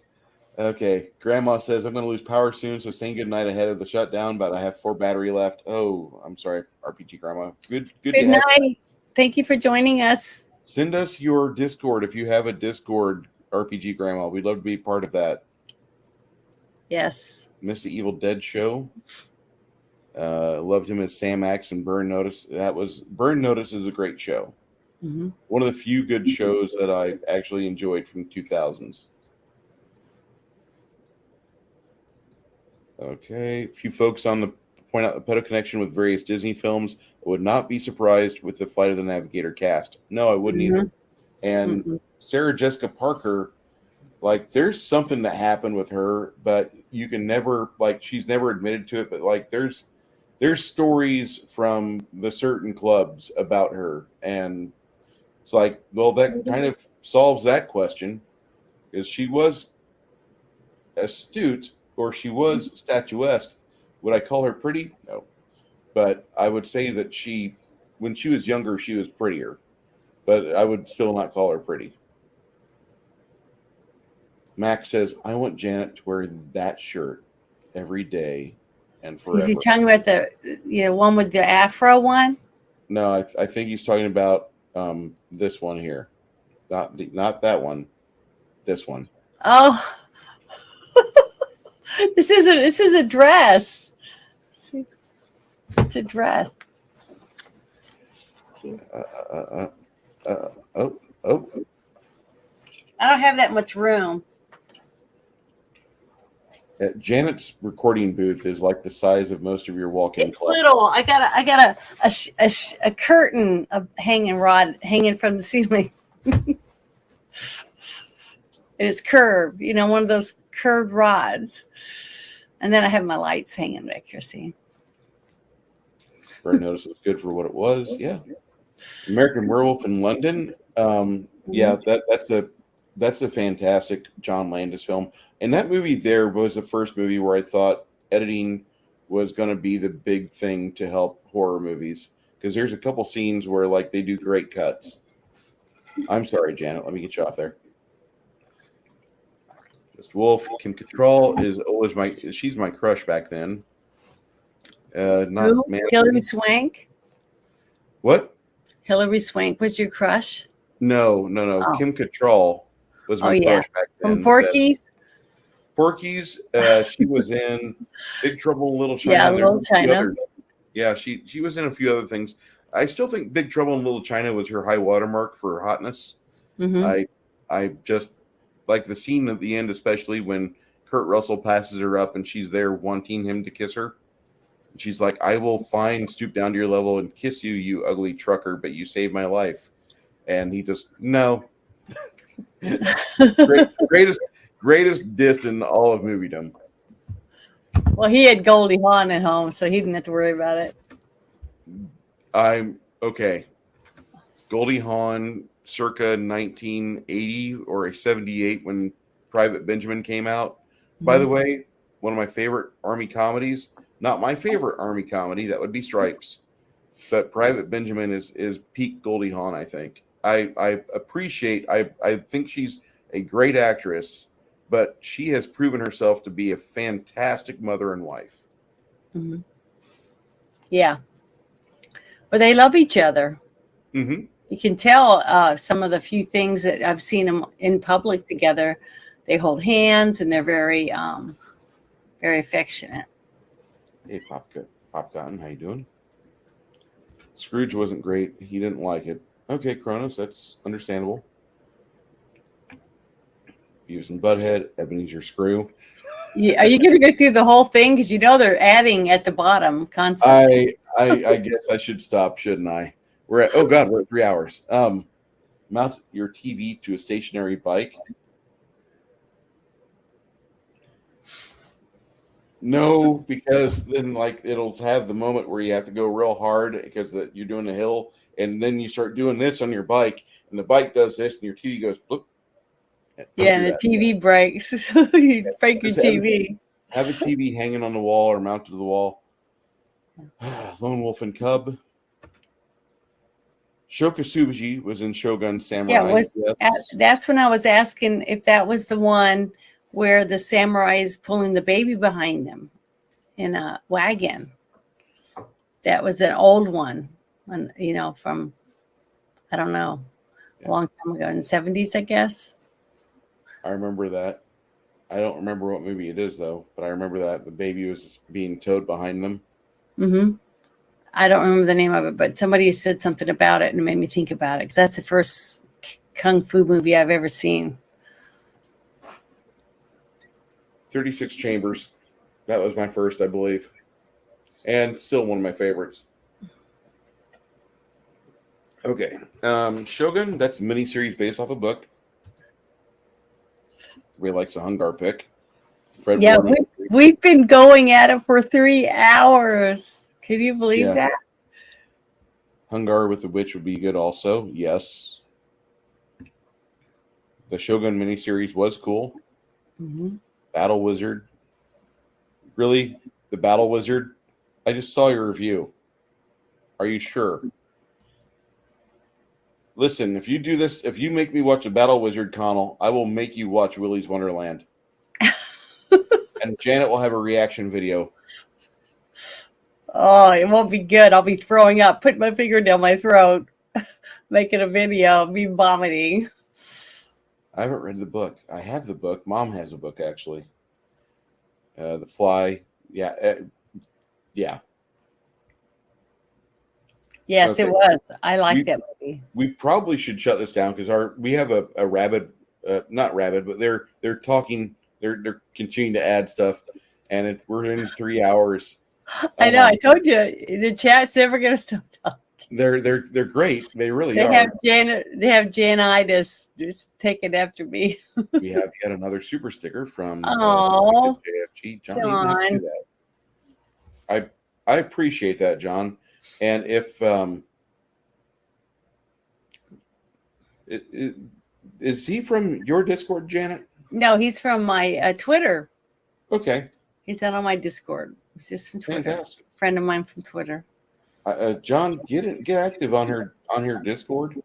There's a bunch of good people over there, and that's just fun to walk in sometimes. Yeah, I invited him to Jedi Bill's karaoke night on one Saturday night, and he thought everyone was so nice. He really liked it. And I told him, I said, you need to start coming and hang out a little bit more on YouTube. There's a bunch of great people over here. And I think you'd like him and get along great. He seems like a good guy. Yeah, he is a great guy. All right. Horse shit aside. Yeah, the woke horse shit aside, yeah, everybody says Lower Decks is actually pretty good, except for like my mainstream Trek friends say stay away from it. My people that are accepting of new ideas, or they step in there like, this isn't so bad. Like I said, I can watch the new Trek movies and I'm like, meh, it's a Trek movie. Is it a good Trek movie? No. This is Star Trek 1 levels of Trekness. It's not Star Trek 2, Wrath of Khan. It's not Star Trek 3 with, I am getting tired of you. You know, it's not that. Yeah. It's really bad Trek. Like Spock is punching Khan in the face. Do you understand that they have no ideas? Okay. Yeah.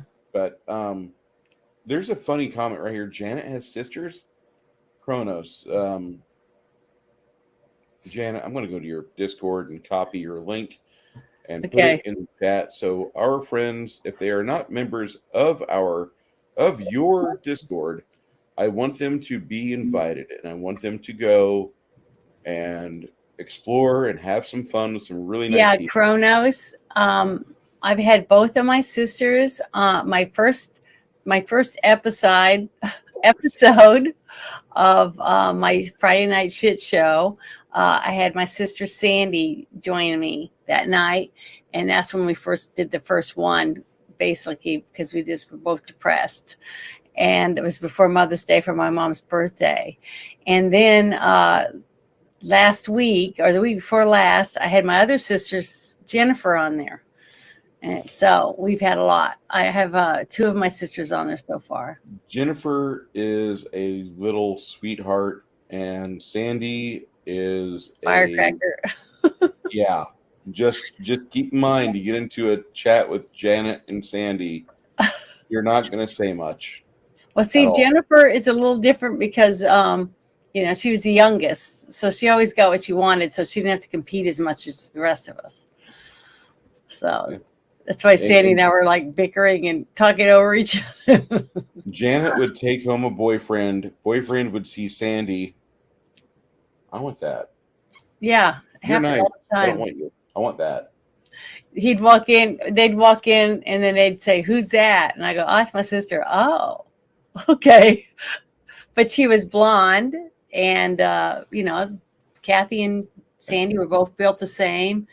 They're shorter, and I'm athletic build basically, and they were real curvy like Mae West. So I lost out because I didn't get these until I hit 30. So I was a late bloomer. If I had these when I was in high school, I probably would have did pretty well on my own, but oh well. Mage's Musing says something I really agree with. Trek Continues is a breath of fresh air. It's like finding the lost episodes of the DC Fontana scripted series. Not season 3, more season 1 and 2. A lot of season 2, really. Mm-hmm. It's the final season we did not get. It's got last episode dovetails right into the motion picture. So if you want to see something that's really good, if you can take anything from me tonight, watch Star Trek Continues. Just I'll find the first episode. I'm going to give you guys a link, and you can save this. And when you get the chance, this is the best that you're going to have for the original series. And it's really freaking good. Now you have, and it's filmed in 4:3. It's not a widescreen. So where can you watch it? I'm going to put it right down here in the chat. Good. You can watch this right in YouTube. And if you have YouTube Premium, it's ad free. We're going to probably have to end the broadcast. I can hear Janet's allergies starting up, and I'm thankful. Yeah, and I cried earlier, so it made me stuffy. I'm sorry. I'm so weak. Oh, you're good. You're fine, Janet. You're really the ideal. For me, you're the perfect co-host. Like, I really appreciate you on Fridays. I love it how the roles are reversed, as you've got the hosting chair and you let me in and paint miniatures and talk with your friends and your family. I love our topics too. I think it's really good to just let it all out because I don't care. You know what I mean? I'm not monetized, so I don't care. What are they going to do? Just the only thing they can do is take my channel from me. That's it. What we're going to do is I'm going to talk a little bit about what's going on this weekend. Friday night, go to Janet's channel at 9:00 Central Standard Time. That's when this shit show starts, and it is literally called the shit show. You will have Miss Janet. You'll have her family, possibly. You'll have some other guests in there. You'll probably see me. Hi. And there will be a lot of people that will funnel in and out. She's a fairly amicable host. She likes to talk about things that are probably not friendly for most. So do not bring in your 4-year-old. No kids. Not that we don't love kids, we love children. That's probably the reason why we have the shit show, because there's a lot of problems with and around children today. Like was said earlier in the chat, the new North Carolina wants to talk about gender roles and gender identity crap to your kid in public schools. So if there's never been an agenda that screamed it wanted you to do homeschooling before. Now here we are. Janet, thank you. Thank Really. you. I had fun tonight. It was great. Um, Thank you to the chat. I mean, we really do have a good chat. I got to give thanks to my friend Hungar the Starvarian and our new supporter, Mr. John the Convicted JHG 76. He gave us, this is probably the second most I've seen come in through here. Thank you so much. You don't have to do this. You really don't. I appreciate it. This was great, but we try to have good content, and along the way we have side conversations. We interact with chat as much as we can, and I really want you guys to enjoy yourselves when you come here. Somebody's mentioned Star Trek V. It got the proper Trek elements, seeds of what could have been great Star Trek movies there, more so than New Trek. Absolutely. Mm-hmm. So before I look at the chat and start thinking, oh, we could talk about this too, Janet, I'll let you say the last thing and we will leave. But everybody here, if you didn't get it before, I would love to have a firm handshake with you. Maybe have a break of one of the beers off or sodas out of the box for you, and just say thank you for everything you've done tonight and for this channel. Really, yeah, thank you. This has been great. I love doing this every week. I look forward to it. I've even made my own costumes sometimes to be able to wear something like my whole nun outfit that I made for that review we did on the Blues Brothers. But I really enjoy it. It's fun. I love movies. I love talking about movies. And thank you to the chat for coming tonight and supporting us in our endeavor with talking about movies that we love and talking about movies we've never seen before. We get to do that. But I just love it. I love hanging out with Bruce. He's a great, wonderful man. And he's a good American. And that's one reason why I like him is because I'm proud to call him my friend. So there we go. Thank you, everyone. And we will see you again next Monday night for this very show. Don't forget, Cutthroat Island, Sunday, 7 p.m. in my Discord. We will see you then. Bye-bye. Bye, everyone.